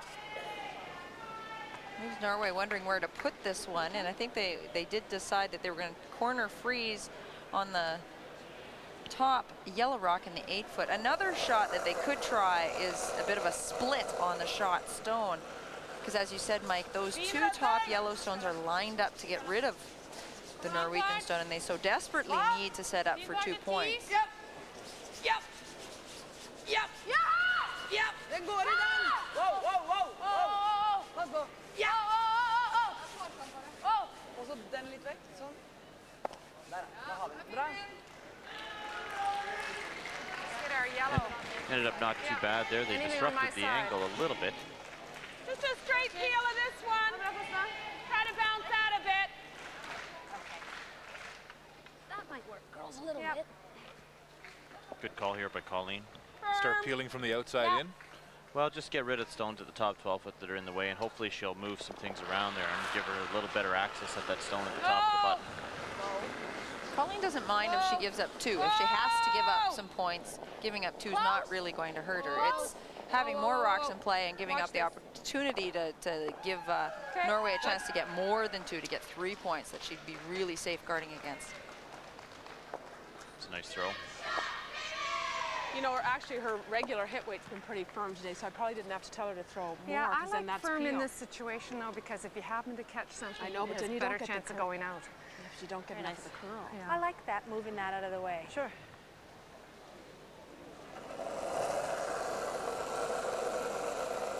Fin retning. En litt lang. Det er samme.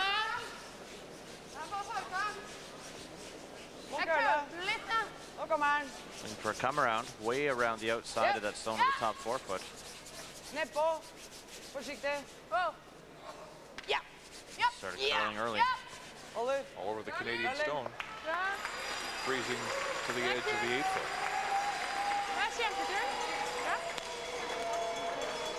If you peel this, they'll all go.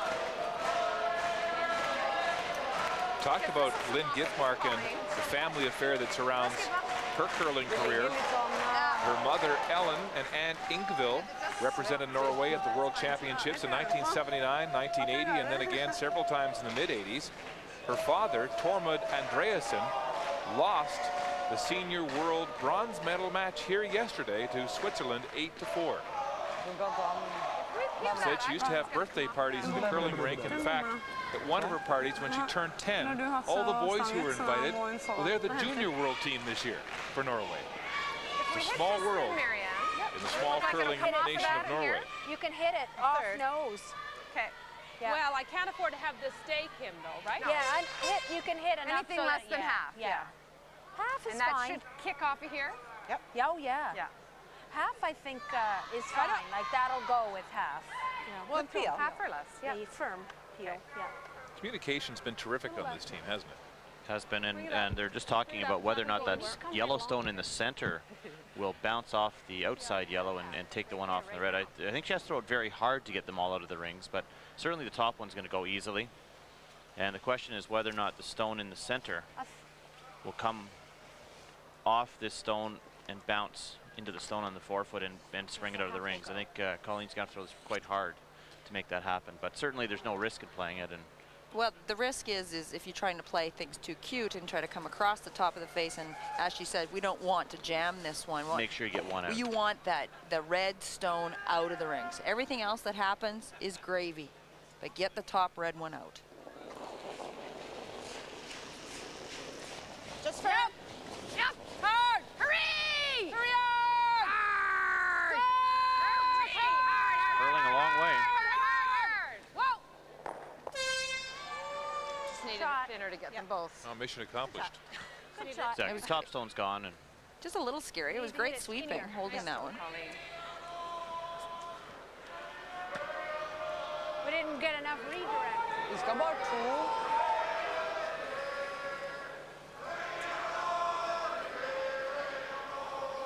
Vi drar en lite. Är du med på det? Ja. This is the second chance Doherty's had to take a deuce here in this game, and she's looking at drawing around that stone somehow. She could also simply just hit that stone at the top 8 foot and roll a little bit open and make things very difficult. If you hit the yellow stone and roll a little bit to the right, and Colleen would have a very tough time as well. I think she's going to end up clumping these stones together and possibly leave Colleen Jones a double if she's not careful. I think Doherty has got to focus on that there is no good opportunity to get 3 anymore. So what is the easiest way to guarantee your deuce? And I agree with you, Mike. Trying to draw into that forefoot without leaving a double for Colleen Jones, I think is very tough, whereas the open hit is an easy way to guarantee your deuce.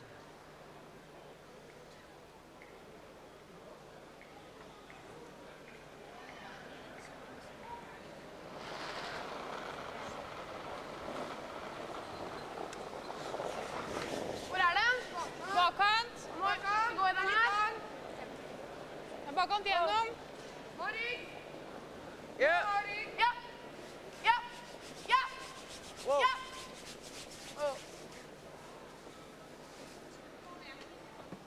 Keep slow now. Bumping her own rock back behind the tee line to the 8 foot. 53. Leaving a double for Colleen Jones. And no doubt we'll see Colleen throw an out turn. Might not be enough ice here, but should be good. We're going right down center, eh? Looking for a nose hit, perhaps just across the nose to make the double. I want to over curl it and hit it on. Okay. Just over nose. Hit it on Kim's side. So, no, hit it on Kim's side. Or the other side. Yeah. Yeah. We're going this way with it, right? Mm-hmm. Is that Canadian rock at the bottom of the 12 foot a problem? No, it shouldn't jam. The double shouldn't jam on their mark. It won't really come into play either. Colleen will make the double and force Doherty to draw, or she likely will the other jam it. So Doherty's either going to have a draw for 2 or a draw against 3, it looks like.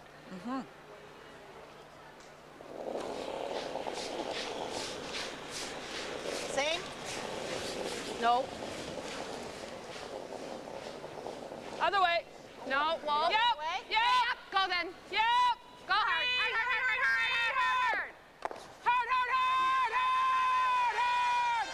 Great sweeping call. They get them all. Great shot.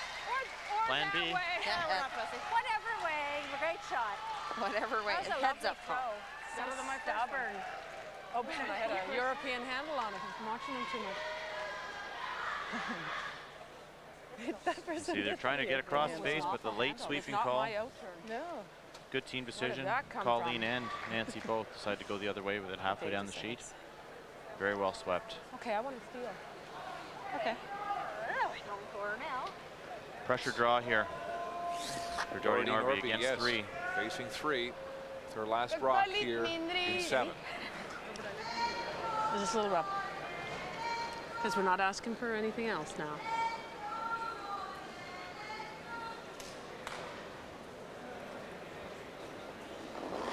And this is a difficult draw again. You need full 4-foot. And I'm looking at that house thinking maybe the nose hit is an easier way to get your point. This one's curling. They need to get it by. Is it all over the Canadian stones? Well hitting swept. and just shot by a couple of inches. Well, a pressure shot for Doherty Nordby, but she's held to just 1 in the 7th end. Canada still comfortable with a 6-3 lead. The 8th when we come back. There's a live shot of the Mayflower Curling Club on Monaghan Drive, north end of Halifax. 500 members. A little wave hello to the folks in Sweden. Meantime, live in Gävle at the Rinken, there's a little wave hello to the folks. Come on, folks, now, little wave hello to the people at the Mayflower in Halifax. Anyway, Kim Kelly's and Nancy Delahunt's family is in there. They're looking right at the camera now. They're going to wave at any second. We know they're going to wave. Talk about hands across the water in curling's world. The Mayflower Club in Halifax represented both in Sweden and back home. 6-3 Canada leads. Here's Mark Lee. Thank you, Scott. Yes, the large Nancy Delahunt clan, she said there's upwards to 20 family and friends here this week in Sweden. Her children, her husband, Dave, her sister was there. And how rare is that to have 2 teams from the same club, the Mayfair Curling Club, representing Canada at the World Championships? That's an amazing accomplishment. And I'm sure Halifax is so proud. Good there, good there. That group that we saw were waving furiously before, and they have been chanting and cheering and having a great time. Now, the Mayflowers used to having champions, of course, with Colleen being there for so long, but just a great club to play at, too. The host of one of the big cash deals down in Eastern Canada, and one of my favorite places to go in Mayflower Curling Club. They're all favorites of yours, aren't Yeah. I'm thinking that, too. What's not to love about curling? I'm still thinking about curlers being so happy about that liver research being done by Elizabeth Gustafson. I still don't get it. Well, Colleen Jones up 3 with the hammer here in 8. Certainly, this guy will move. the game, couldn't have imagined a better game plan coming together for her at this stage. But again, this 8th end's very pivotal in a game where you're playing against a desperate opponent. She'd like to make sure she scores at least her 1 here in 8 and kind of gets that 4-point lead going into 9. Trying to prevent the steal. Whoa! Yes, Norway. Sorry, Mike. Desperate and Canada methodical, really, die in the house. Sit. controlling this match. Okay. Good night. Very patient and just the execution's been fantastic from all 4 players.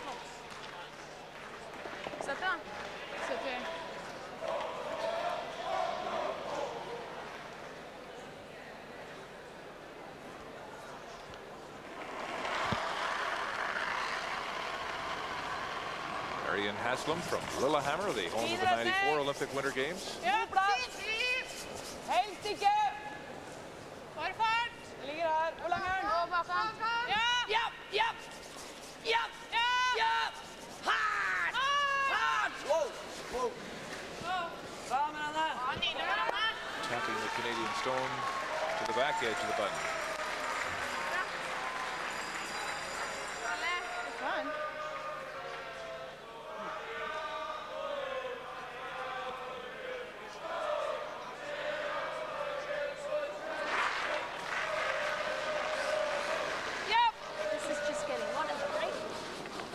Those stones are grouped together for a double peel, and you can hear the sweepers talk about we're just going for the one.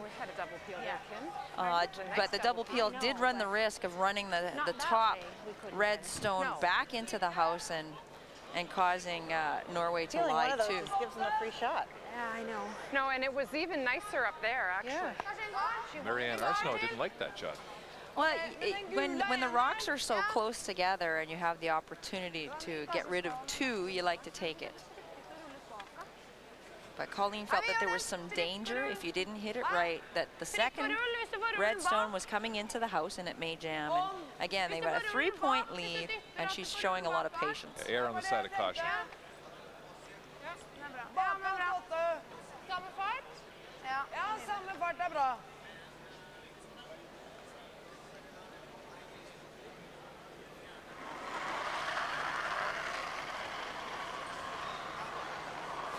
Litt lenger. Lang gå.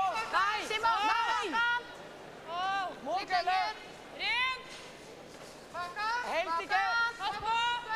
Pass på. Lang gå, lang gå. Køl. Køl. Køl. Very nice shot here. Norway is shot rock.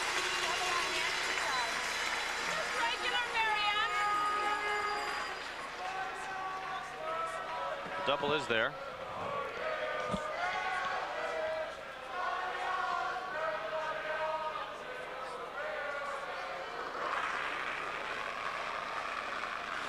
Control. Yep. Control. Whoa, whoa, whoa. Whoa. Right. Just control. Yep. Whoa. Yep. Yep. Yep. I'm not playing a double. Yep. Yep. Yep. Good. Nice shot. Get one. Skipper. Norway still on the button. We didn't want to touch that red fella. Nå må jeg lenger på grunn. 90. 98.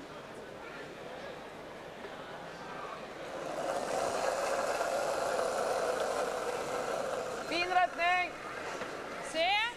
Got a good look at the new handles that were employed this year at all Canadian championships, the hog line detection in the handle. And the World Curling Federation, once they saw how easily they were adapted and accepted by the curlers, also bought a set for use at the World Championships. Innovation from students at the University of Saskatchewan. They've leased the patent temporarily.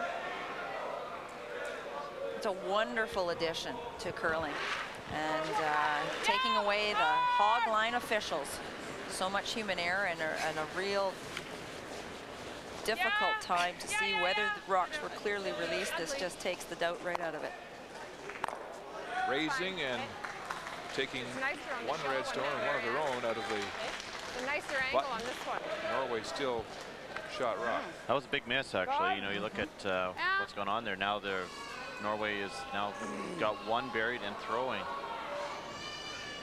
Looking for an in-turn come round right on. I think they're playing a guard here, actually. I think they're playing a guard as well. I think they're just happy to take the steal.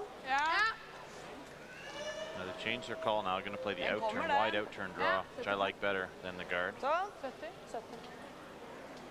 This will force Canada into playing that exact same run back. The wide out-turn draw has the opportunity of rubbing off of the yellow stone as well if it's not curling enough on its own. Pivotal end here. Trying to get the rub. Ticking off the yellow rock, yes. Nice shot.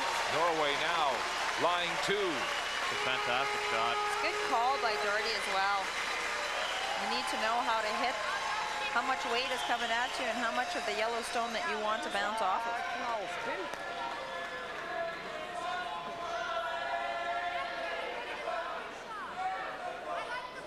There's young Lynn Githmark with another clutch shot in the late going like we saw at that extra end of the semifinal. Norway's in a great position here. They've got Canada, a lot of trouble looking for a run back. Regular. I don't think there's any way to remove both of those red stones either, John. Just a straight back raise and hope you remove one of them. Great shot, Kim. That's a great shot. Certainly a lot better than it was a moment ago. I apologize. I thought you were just playing the single peel.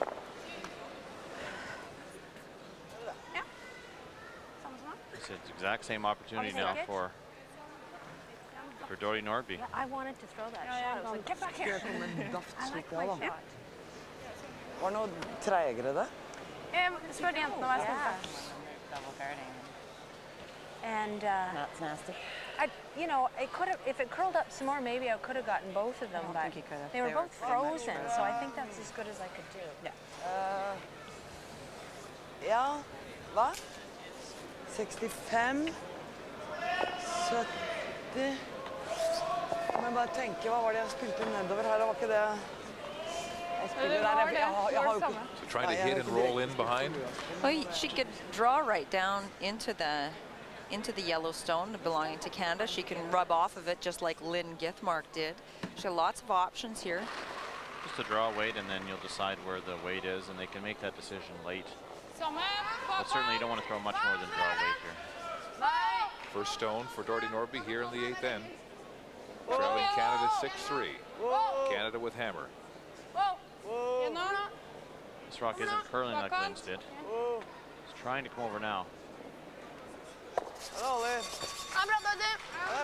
Bit of a mistake there from Doherty. He just didn't get second shot.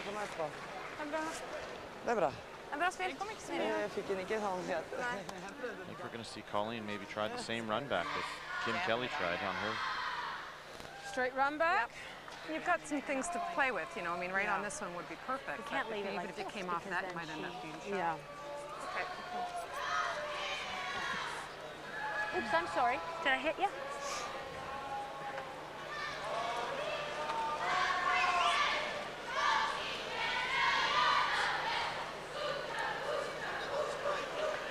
Straight back. She actually gets lucky hits on this side of the stone. She may actually be able to even make the double here and lie too, but I certainly like it because it opens up the front. she wants to We're remove. playing a straight run back. Yes, I know. Did you have And you make the run back great, and if you don't, it opens the front, right?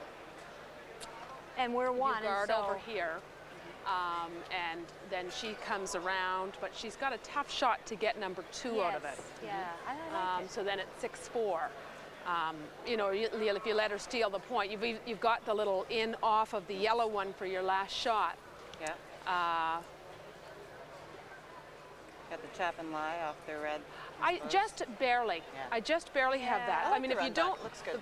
Yeah. Do you like this? Well, the problem is if you don't make it perfect, she's Imagine got what bang you can do bang. with this. I know, but it's a tough. The reality is, it's a tough shot. You got to play the scoreboard and say it's 6-3. What's the smartest thing to do so right your now? 2 shot options though are the little flip in off or the run back. So I guess it depends which one. No, you I would like. guard over here, Kim. I would just guard this over here. So then she'd sink one on the intent. Yeah. Well, she's got it where our back yellow one is. She's got to do better than. Well, you've got to like it. Okay, I like it. Whatever you want, commit to it. For all that discussion, Kim says it's got to be what the skip feels comfortable throwing. As they go through the options and the consequences. Certainly a lot of analysis for. No. And rightfully so. They're in the 8th end of the championship final. Yeah, roll your shooter. Yep. Roll your shooter away, Kim. Whoa.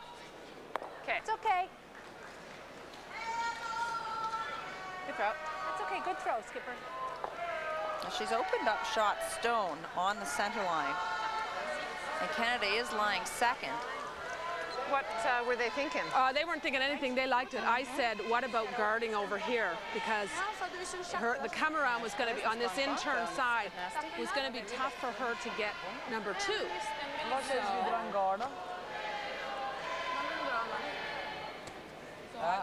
Question out for Doherty. It's going to be difficult for her to lie to now. There's an opportunity for a raise on that red stone you see at the top of the 8-foot closest to the bottom of the screen.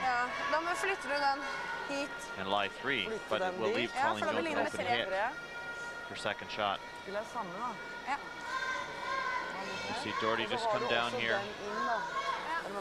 Same shot she just threw. Perhaps roll her shooter in. That was a terrible arrow. Roll her shooter into the 4-foot area. And you can see with that shot that her other option is to guard her shot stone on the center line. Things would be very tough for Colleen. Then she'd have to draw the wide in-turn, but I kind of like putting pressure on. If it was me throwing now, I don't mind even just a little bump and perhaps slide 3. Looking at throwing the same weight, just tapping their stone back. This will again leave Colleen a very easy shot to concede 1. I think if you're Doherty, you got it again. You'd like to make sure you steal a single point here. She needs to lie 2. This is definitely heavier than her last one was. Whoa! Whoa! It is. Stopper upp. Hasn't frozen enough yet. Come your own stone? No. Now, a hit for 2. What a change. What a turnaround. Facing a steal to looking at a third deuce. This is a wide open hit for 1, and if the shooter does roll in, and the key again for Colleen Jones that she is scoring here on this 8th end. This is a huge break. Missed opportunity for Norway and a big break for Colleen Jones. I think there's a big difference in the way Doherty and Lynn throw their draws. And Lynn, with that lack of rotation, hers cut more to get a deuce out of than this. Doherty's. You guys just where that other one and is. yet Doherty gives herself the same ice. Yep. Exactly, and that's the big thing about when you appoint players to a team. That's the one thing that is lacking, is that the teams that have been together a long time, you know exactly what their releases do and what's coming at you, and quite often with newly formed teams, they don't have that intimacy, and that seems to be a struggle today, certainly for the Norway team. No. Lynn's Rocks doing a lot different things than Marianne, right off. Colleen Jones with her last stone here in the 8th, looking to take a stranglehold on this women's final. Lovely throw. Oh, I don't know if she's got second shot or not. Very close. It is very close. 1 anyway. Nancy Delahunt in having a closer look. Threw that lovely. I knew it would come up. We'll measure those. 1 for sure. Can I take that one, Nance? Yes, you may. Won't be punting the second shot right away. Yeah, measure those. Yes, so 1. Yep. This one's. We're going to measure those. Thank you. Yep, so 1 for sure, and they'll measure for the second. No. And that's really what your goal was for the 8th end with a lead. 1 point gives them a 4-point lead going into 9, and a bonus if they get the second point. So a big, big shot for Colleen Jones to remove that Norwegian stone and make sure that she got the 1 point. Doherty Nordby putting up a brave face here in the 8th end.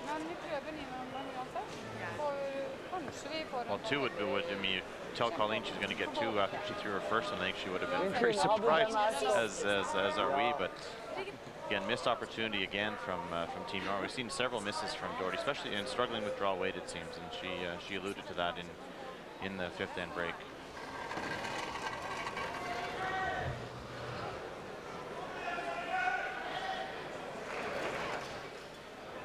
Oh, it is just 1. So a bit of a break for the Norwegian veteran, but she is down 4 with just 2 ends to play here in the women's final of the Ford World Curling Championships. Conference semis in Hockey Night in Canada all over it. Live shot of the Joe in Detroit coming up at 3 Eastern, noon Pacific, 1 Mountain today. Calgary at the Wings. The Flames are up 1-0 in that series. Tomorrow a doubleheader for ET. The Lightning hope to strike twice at home against the Habs. Followed by Toronto at Philly. The Flyers have a 1-0 series lead on the Leafs. Back to curling. In Canada, Colleen Jones.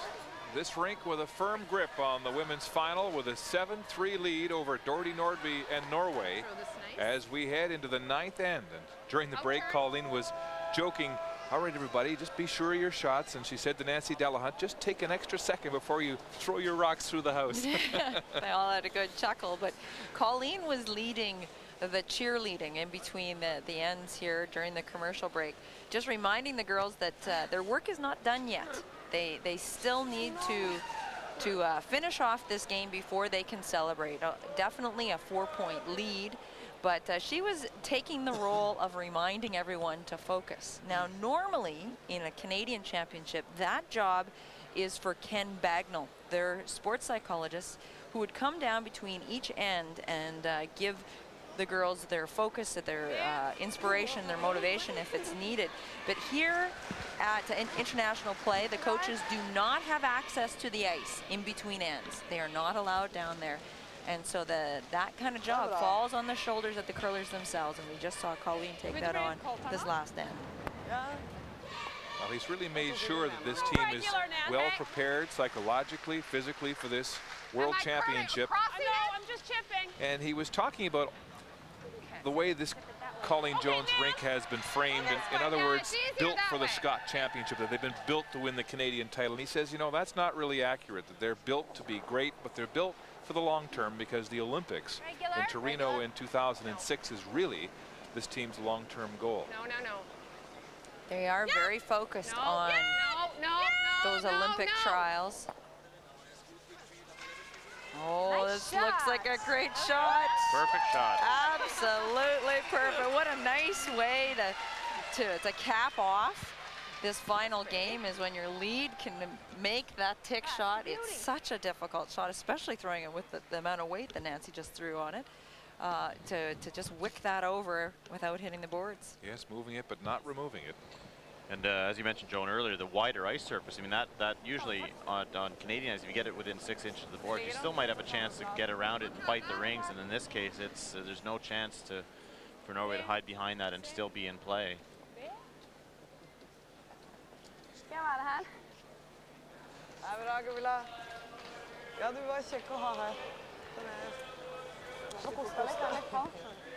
There's Coach Ken Bagnall, and to the left, Elaine Jackson, the team leader, along with the Canadian 5th, Mary Sue Radford.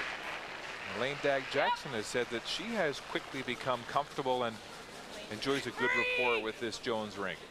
Elaine Jackson is new to the position of Canadian Curling Association Team Leader for Women, a position formerly held by Lindsay Sparks. And Lindsay decided that she didn't had enough years with as that position, and Elaine has come to replace her this year. So she quickly formed a relationship with this Team Jones and has helped them prepare for games and work on scouting teams and giving them some information about international play. And she's given advice sparingly. She was saying to us the other day that Colleen first met with her during the Canada Cup and said, okay, give it to me. You know, what do you think I need to do to improve? And she said, no, I'll just give you a few pointers. You know, now's not the time. Yeah, and I think Elaine alluded to the fact that that isn't her style. Normally she would be very upfront and forthcoming with all sorts of ideas of what her analysis is, but she really felt with so little time to work with a team in between Canadians and Worlds that she should just pick 1 or 2 things in her analysis to work on with this team. I think Elaine also alluded to the fact that she was very impressed with the long-term plan of this team to their goal of winning the Olympic curling trials in the fall of 2005. That change would happen over the course of time.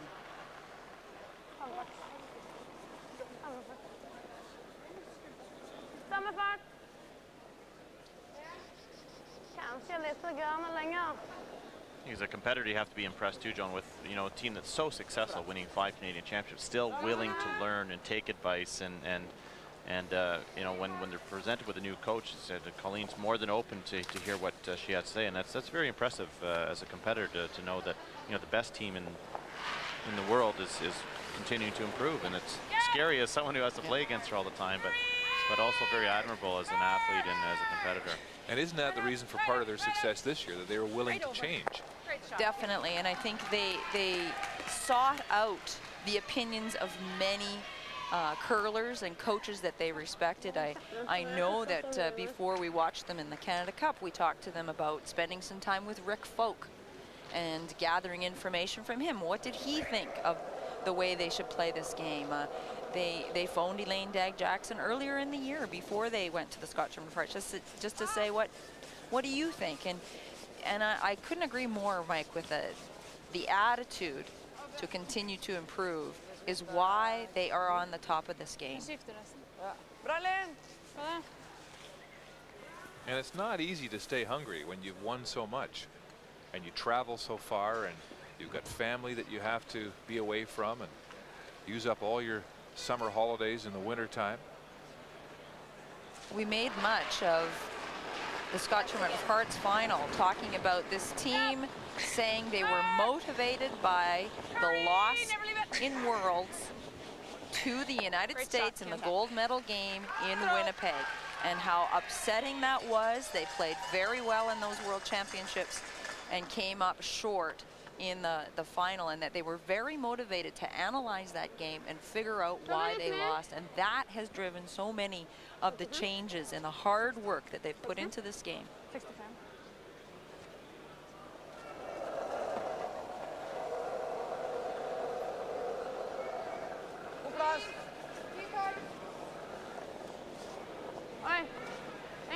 From my experience, there's two things that are scary at a World Championship and as a Canadian team, and then the first one is your motivation to make the playoffs. The absolute huge pressure to make the playoffs at World Championships, and the second scary thing is surviving the semifinal. It's sudden death. The ranking from first to fourth means nothing. You're equal. It all comes down to one game, and as we saw with Mark Dacey, he dominated all week, but had one day, came out a little bit flat and against a very, very hot German team, and he's out at the gold medal match. I guess we could roll towards center a bit. Yeah, there's no reward for finishing first at the World Championships in terms of a page playoff. Not in the round robin, no, and it's you only get one chance, as Joe mentioned, and speaking to Mark afterwards, they were lamenting the fact that they didn't get a second opportunity. But at the end of the day, I think all the teams that come here know that and they realize that. But just because it isn't the same as what we do, it doesn't mean that it's not right. It's just different, and the teams here are all very skilled. There's a lot of good curling has been going on here this week, and as you mentioned, it's nature of the game. No, go behind. But we saw a different Colleen Jones team yesterday in that semifinal because of the sudden death nature, because of the pressure in it. They were tight, they were nervous, they played a different game. It was not as well played as today's game for Team Canada. It seems that it was almost that they fought their battle in the semifinal. And today they came out so much more relaxed, and as we've always said, execution for this team, making shots, has never been an issue. Well, They're very, very good shot If makers. she stunk, though, we would have to guard, and then I guess then she hopes she pokes us out for two. Enda mindre. Here Kim Kelly and Marianne Haslam discussing what they're going to do if Doherty buries it around this corner guard, and talk about a guard and a couple of options.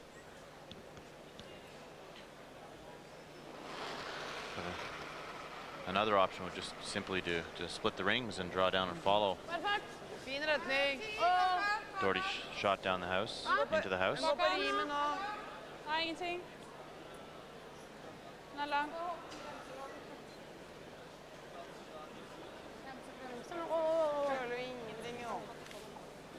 Good This right now is wide open. Hard.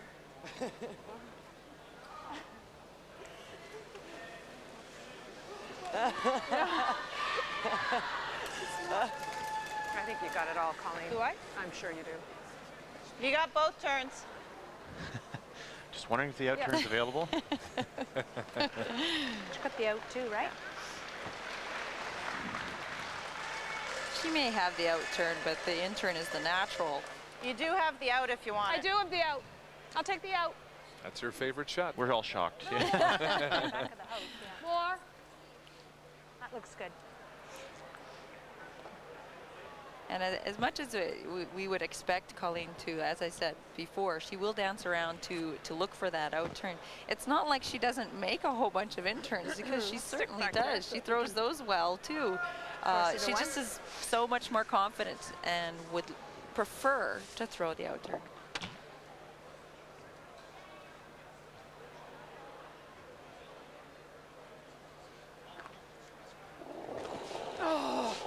Jones last stone here in the 9th end. Yep. The groan Whoa. from Colleen as she slid out, I think, a little tight of the broom. But yeah, I think that would indicate a less than perfect delivery. Great up, great up, great up. Great stroke, Colleen. Hit and roll to the 8-foot to lie 2. Great shot. With one stone to come for Doherty Nordby. Good fix. That's an ugly little throw there. Ugly. Take it. It's a lovely fix. Yes, you had plenty of time to tell me too. So it's not good a sign when the skip's groaning as they're sliding out of the hack. Open hit here for Doherty Nordby. I was going to go into, don't worry, you know how to fix it, but I thought I didn't have time. Fix it. Very relaxed Canadian team. In total control of this women's final from the start.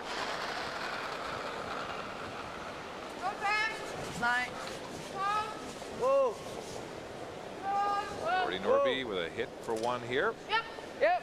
Yep. Yep. Yeah. The roll of the button. For one, she needed a deuce, though, to really be within striking distance as we head to the 10th end. Colleen Jones and her team, Canada Rink, with a 3-point lead.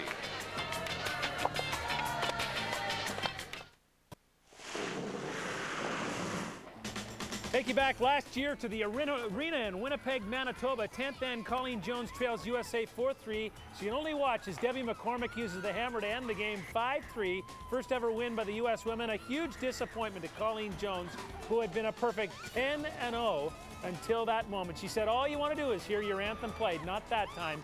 Maybe this time in Sweden. Let's go back to the Rinken in Gävle.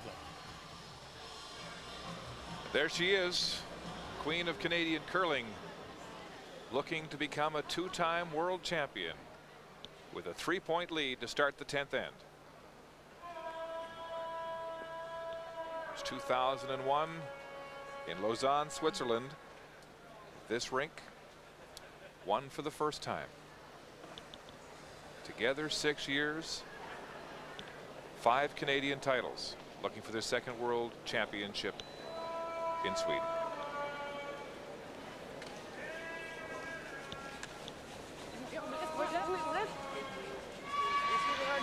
We'll see a couple of center guards here from Norway and a couple of attempted tick shots from Nancy Delahunt, and then Team Canada will start to peel.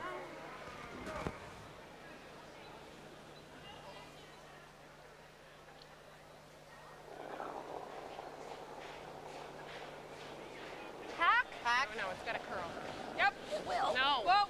No, no. Whoa, off. Off, off, off, off. They're playing this across the face. Whoa, whoa, whoa, whoa, whoa. And with hack weight or board weight, they need to hit it very thinly. So sticky over there. Perfect shot. Oh, she did too. Great Perfect shot. Just absolutely great. Fancy. Fancy, fancy. She is fancy. And just how good does that feel when everything comes together for you in this World Championship final? Those are difficult shots to make, and Nancy making that one last end just kind of got her revved up to make another one this end.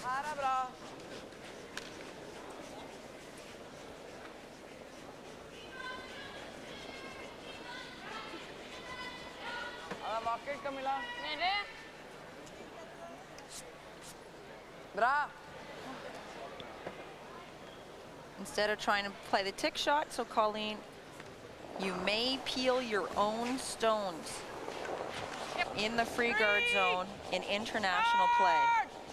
And that's the call. Right up. Hurry, hurry, hurry. Right over, Marianne. Hurry. Get over there. Ah, not enough weight. Okay. That's all right. It's over far enough, I think. Yes, we do.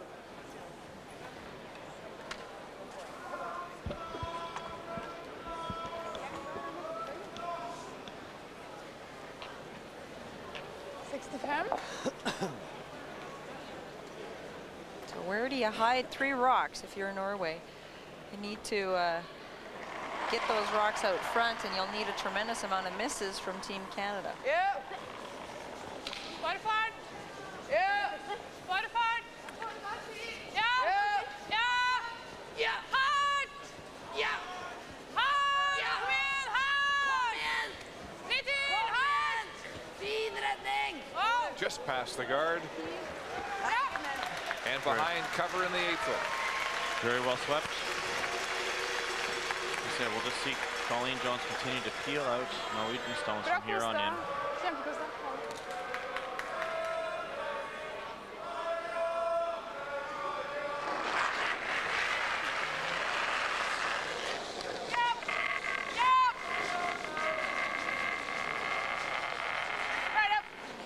Great shot there, Nance.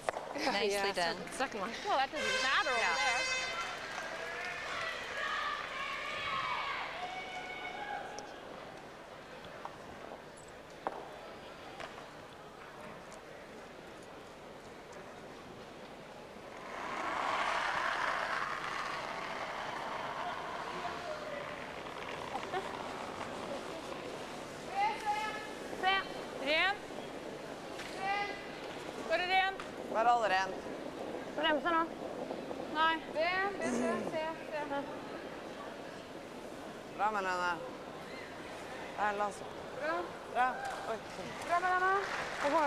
Establish their guard. Canada will peel it again. The look of resignation beginning to be etched on the Norwegian team.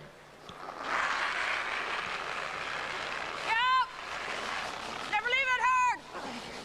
Hurry hard. Hurry quick. Any roll at all? Yep. We got lots of rolls. Get it out of there.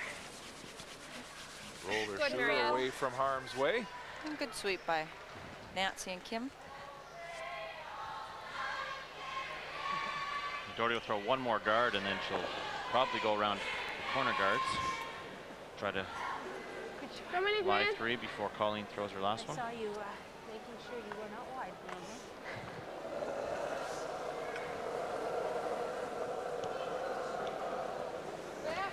Great season for young Lynn Githmark. As I mentioned, Mark, world junior champion, her runner-up with the first attempt at her women's world championship. Yes, the double just a bit too far this year. I have a sneaking suspicion we might see her again. I'm thinking the same thing. I'm wondering if she may see her again at World Championships. might be a competitor of Doherty Nordby come next year instead of being on the same team. We could try the Her double. third. Like run the intern. Marianne Haslam is the 5th for Doherty Nordby here at these World Championships. So a talent-rich junior team there in Norway. Okay. The thing is, I think we should take the back one. I mean, if you ever made this better, Kim, for some reason, right? Like, it's half a dozen of one, 6 of another. Let's make it better. Good. I agree with Colleen. Get rid of one. With a 3-point lead and last rock, you just need to remove things that are red. Canadians have played it safe since establishing a big lead. We're good. Nice throw, Kimmy. Good. Chat. Another nice peel. Start counting stones now. 2 more.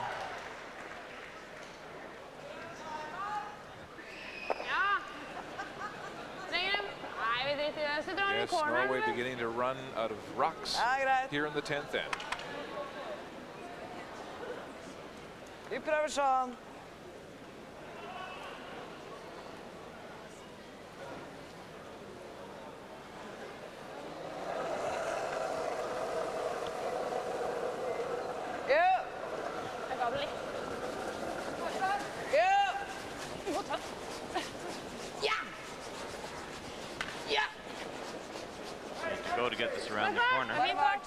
line's good. Fin räddning. Återfot. T. Lite bakare så plats. Det är lite där. Sweep it to the tee line. Yeah. Partially behind cover in the Canadian stone. I have one more. Yeah, she wants to talk. Oh, I thought she was confused. Colleen's looking at that stone and how much they can hit the stone that's buried. I think we have to play this one over here. Well, we could one in also the house? just, you could also just peel that yellow one, Colleen, Well, into the one in no. the 4-foot, because then you're open. You know what? Why don't I play the one in Just the house? play the one in the Nancy, house and take it out. No, I don't. can We do that. don't want them sitting 4 on my last shot. The double. She's only got 2 rocks left. Well, let me go take a look. So at if the you double. peel this, then... Well, Yeah, the no, double we was don't the need the doer. peel, Nance. We really don't need the peel. But let's look at the double. Okay. Yeah, I think the double looks nice. Cautious right to the end. Well, I think also Colleen's not doing the math Yes, right I here. like the There's double. no way If you that peel this and they guard, you hit the open. Norway's going to double lie is 4 there. unless they miss an open hit as well as miss the peel. She would So have to It's a bank yellow on one. Colleen missing a shot on her first one. But see, you get to throw at that, peel that off. She has to put her rock in the house on her last one. I like the double. or nose it even would Do be you like fine, I think. This is the old situation. You're up 3 with the hammer playing the last end, and it's overthinking perhaps. I think it's overthinking.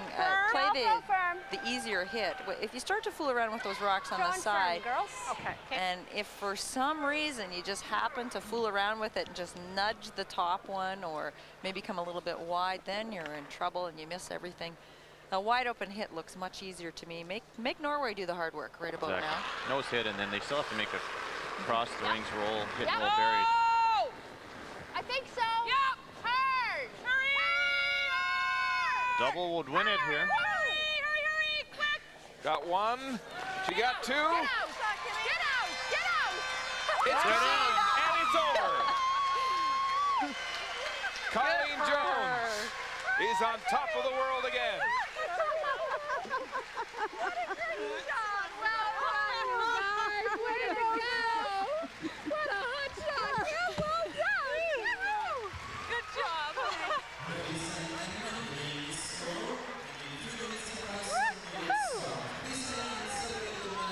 what a hot shot. Play the last stone.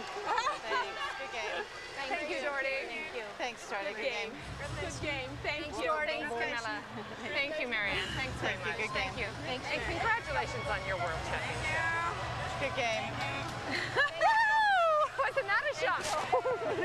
You got awesome. You're A systematic victory from start to finish for the Colleen Jones rink of the Mayflower Curling Club in Halifax. Joining two-time winners Marilyn Bodo and Georgina Wheatcroft, world champions in 2004. Canada defeating Norway 7-4. Here in Sweden, we're back to talk with the champion right after this. So they have to follow her around now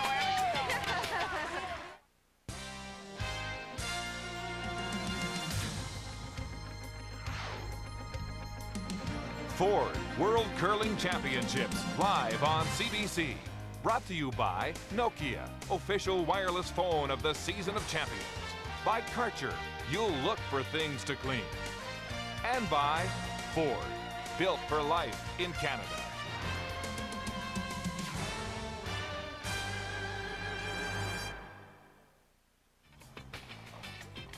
Seems like it's the toughest one for the great Colleen Jones to win. 6 times the Canadian champion. She's got her second world championship. An 8-4 victory over Dorte Nordby of Norway for Colleen Jones, who's standing by with Mike Harris. Thank you, Scott, and 2004 world champion. How does that feel? Hallelujah. It feels terrific. I mean, we were close last year and didn't finish it off, and we would have hated to have come and do the same thing. There's no fun winning a silver medal, and it's just great to be on top. We worked really hard this year for this. Well, you made it look very easy, but I know what it wasn't. I mean, tell us about your week. You started off a little slowly, but you fought your way through. Yeah, we did fight our way through a slow start. We just weren't game ready at the beginning. We kind of came out and almost were still practicing at the beginning of the round robin because it's quite a long layoff between the Scott, and this is the latest Worlds ever. So it was a long time in between games, and we came out and we were just in a really nice place, but not game sharp or game intensity. We were just sort of cruising, and we got a few kicks in the butt to say, hey, wait a minute, you know, we're here to play and let's get ready. So once we got that, we got dangerous. Well, fair to say you saved your best for last, and describe the week and, of course, the game tonight and how the girls played for you. Well, I thought the girls played terrific because always they're such a great team. They're so strong, and they make my job really easy. And I thought that, like, we did the work all year to be here in this final and to play well in the final, and it's just terrific. Congratulations, and again, back to Scott, 2004 World Champion Colleen Jones. Yeah, hi Scott, and oh, hi Zach and Luke. Yes, hi Colleen, and just a reminder that Colleen's husband is back in Halifax, Scott Saunders. Congratulations to Colleen Jones, her entire family, and to Nancy Delahunt, Kim Kelly, Marianne Arsenault as well. 2 times the Canadian champions. Let's go to the presentations now. The world champions. Let's go to the presentations in Gävle. Team Colleen Jones representing Canada.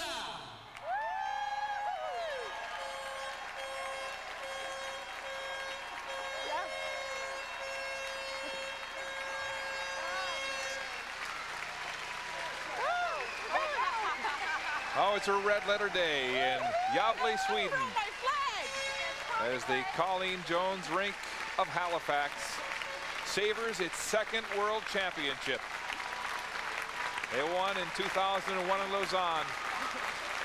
And what a sweet comeback from a bitter defeat 1 year ago in Winnipeg when they lost 5-3 to Debbie McCormick of the USA.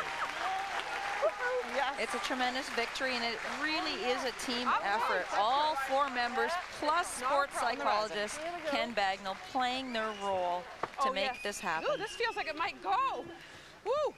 Ladies and gentlemen, the president of the World World Federation, Mr. Roy Sinclair, will now present the championship trophy to the world champions of the 2004 World Curling Championships for women.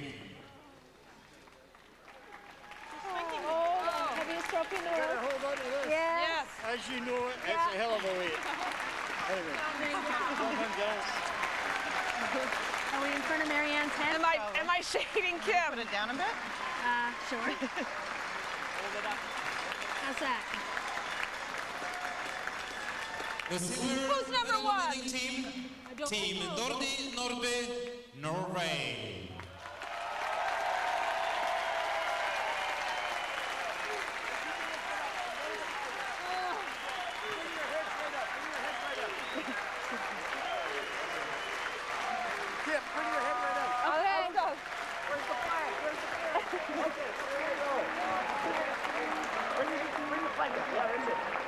Thank you. Come on, girls. Hey, guys. Hold on. Guys. And the bronze medal winning team, Team Lucia Ebnotter, representing Switzerland.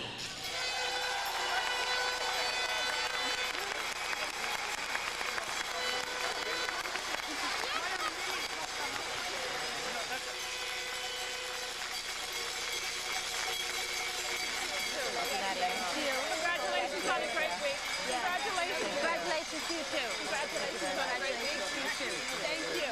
To you too. Thanks very much.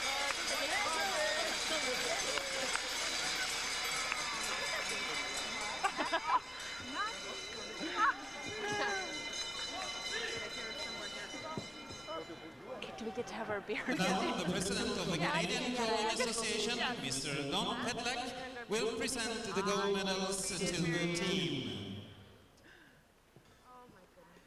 The winning team, Coach Ken Bagnall.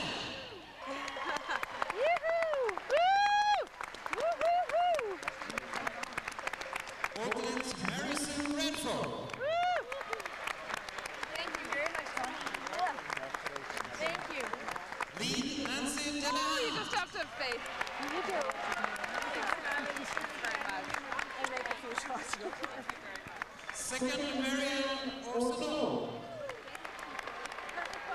Marianne Haslam accepting her gold medal from Don Petlak, the president of the Canadian Curling Association. And you have to admire this veteran team, the way they have stuck together through some tough times. Last year's defeat at the World Championship at home. There's family here celebrating as well. And really resolving to improve themselves and to stay focused. And focus is really their hallmark today, the way they took the lead with the steal from the very first end and never let up. Well, I think that's the story of the game, is that their focus was so good, but also, I mean, they were led into the game early by Doherty and took full advantage and never really gave her many opportunities. There's only once in the 8th end did Norway have a chance to perhaps put some pressure on Canada. They missed that chance, and as a result, it looked very easy today for Colleen Jones. She made all the shots that she needed to, and full credit to them, as you mentioned, for improving themselves year after year. And of course, the culmination here is the World Championship today. It may be so appropriate that Kim Kelly makes the game-winning shot, because this truly is a team effort. This is not one superstar that has gone on to dominate Canadian women's curling and come back to do this World Championship. This is all 4 players really putting it together and coming out on top of the world. What a year for young Lynn Githmark, the 3rd for Norway, a gold at the Junior Women's Championship, and a silver here at the World Championships. Now the bronze medals for the team from Switzerland, Lucia Ebnather, the rink that won a silver back in 2000 in Glasgow, losing to the Kelly Law rink, and defeating Patty Lank of the United States for the bronze here earlier today. A very strong contingent from Switzerland. They've also showed a lot of poise this week, barely losing to Team Canada in the semifinal. They looked so impressive and very strong in the bronze medal performance against the United States.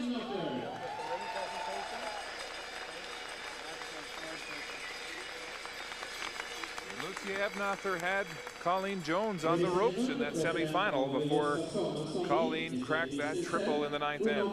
And as you mentioned during the broadcast today, she was very emotional getting through that semifinal.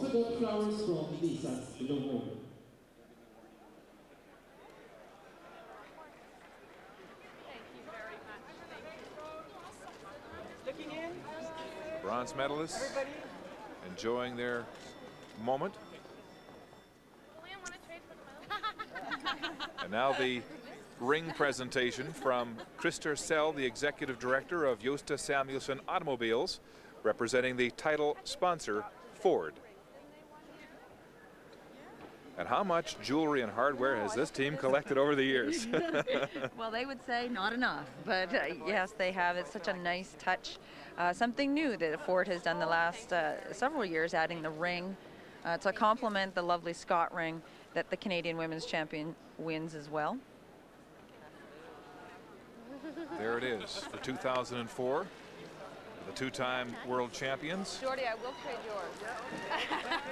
And what a stepping stone for this rink when you consider the big picture. Next year, Olympic trials. The year after that, the Olympic Winter Games in Torino, which is their ultimate goal.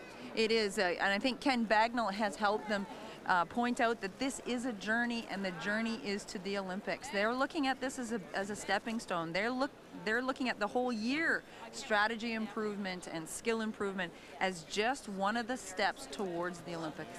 And Joni, you may be best positioned to talk about how hard it is to stay on top. I mean, you did it with Sandra and the gang. Well, one of the most difficult things is to find 3 other people on your team that are on the same page. And that's what I mean about these 4 women being so dedicated, because it is time and it's attitude and it's hard work and hanging on to each other and commitment to the team. And that's what's so impressive about these 4 players. And now it's time for the Canadian National Anthem here at the Gävle Rinken.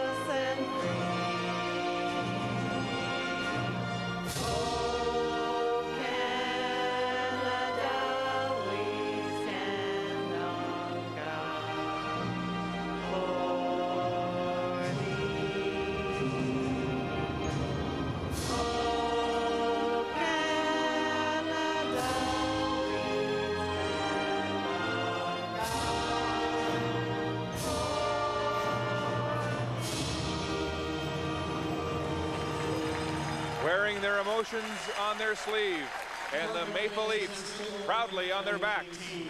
Canada, Colleen Jones, Kim Kelly, Marianne Haslam, and Nancy Delahunt win the Women's World Championship in Sweden.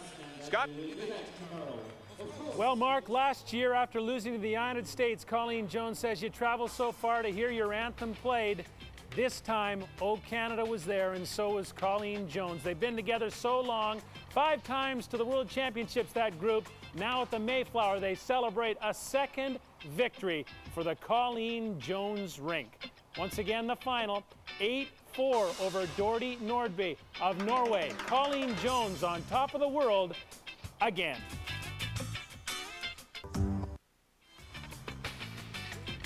Two-time world champion Dorte Nordby had not been to the final since 1997. She's got a silver medal after losing to Colleen Jones. And Dorte's with Mike Harris.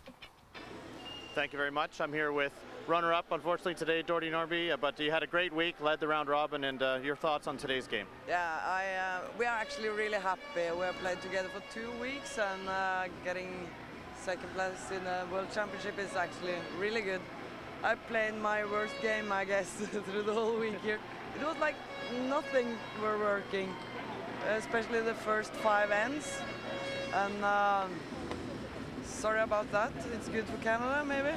Well, yes, and your teammates also played very well. The new addition to your team this week, Lynn Gitmark, and you know, having a nice, fresh young face coming out. A really good week, and it's very fun to play with her. And this is a kind of preparing for the Olympics 2000 and something. 2006. So this is a good start. Maybe it's smart not to be on the top after 2 weeks. Well, this is true. You have something to build towards, but congratulations on a great week, and we wish you best on your way play down towards Torino in 2006. Thank you. Tell you what, 2 seasoned rivals, Colleen Jones and Dorte Nordby. There's the crew over in Sweden, guys. You know, people thought I was actually overseas in Sweden as well. Right behind me are the Swedish Alps, but I'm actually here in Toronto. Great job on the call. What'd you think of the match?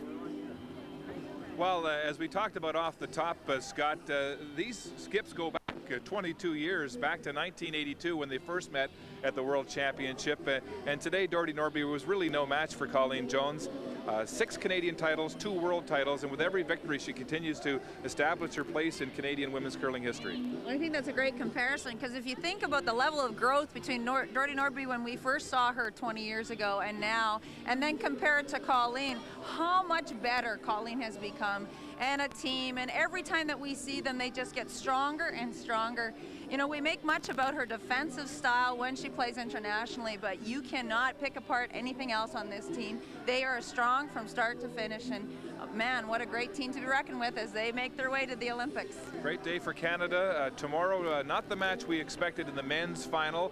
After Sebastian Stock of Germany upset Mark Dacey of Canada in the semi, he'll face Peja Lindholm of Sweden, looking for his 3rd world championship. He is, and mentality change maybe for Lindholm, in the sense that if he was playing Canada, he wouldn't have been a huge favorite, but tomorrow he is overwhelming favorite to defeat Germany, and he's in front of his hometown crowd. It's going to be electric in here tomorrow, and I'm really looking forward to the game. Should be a tremendous day tomorrow here at the Gävle Rinken in Gävle, Sweden, on a bittersweet day for Canadians, Scott, as Mark Dacey is eliminated, but Colleen Jones makes good and makes up for her disappointing defeat 1 year ago by claiming her 2nd world championship today. Yeah, right, Mark. I got a quick question for Joan McCusker. I wonder if you believe this now re-energizes Colleen Jones. She's got what she wants heading to that critical year next year. You know, the funny thing is, Scott, that they talk about that this is just a step. Their goal is to represent Canada at the Olympics in 2006, and that's scary for all the rest of us women players. They are a team to be reckoned with. They're the team to beat in this world. All right, great job, Mike Harris, Joan McCusker, and Mark Lee. A victory for Colleen Jones of Canada today, her 2nd at the World Championships, an 8-4 win over Dorte Nordby of Norway. So Jones on top of the world again, and as we say, they're celebrating back in Halifax, Nova Scotia. Colleen Jones and the Canadians win in Sweden. Colleen Jones has always said it's about the championship and not the check. This is the championship that had for a long time eluded her. Now she has her second World Championship trophy with an 8-4 victory over Dorte Nordby of Norway today. Colleen Jones is one of those people who grinds out victories. Throughout round-robin play, she started off very slowly, 2 losses to begin, and then she came on strong at the end. In the semifinal against Lucia Ebnother of Switzerland, she won by just a hair, and now a big victory over Norway to claim her second World Championship. Tomorrow, the men's final from Gävle, Sweden, between Sebastian Stock of Germany and Peter Lindholm, the 2-time world champion of Sweden. That's at 9 a.m. Eastern across the network. Coming up, Game 2 of the Western semifinal between Calgary and Detroit with Ron McLean and Kelly Rudy. And then a doubleheader tomorrow, Montreal at Tampa Bay, that's at 4 Eastern, followed by the Toronto Maple Leafs in Philadelphia to take on the Flyers, who have a 1-0 series lead. Colleen Jones out of the Mayflower in Halifax, Nova Scotia, 8-4 over Norway to win her second World Championship. So long. Thanks for watching.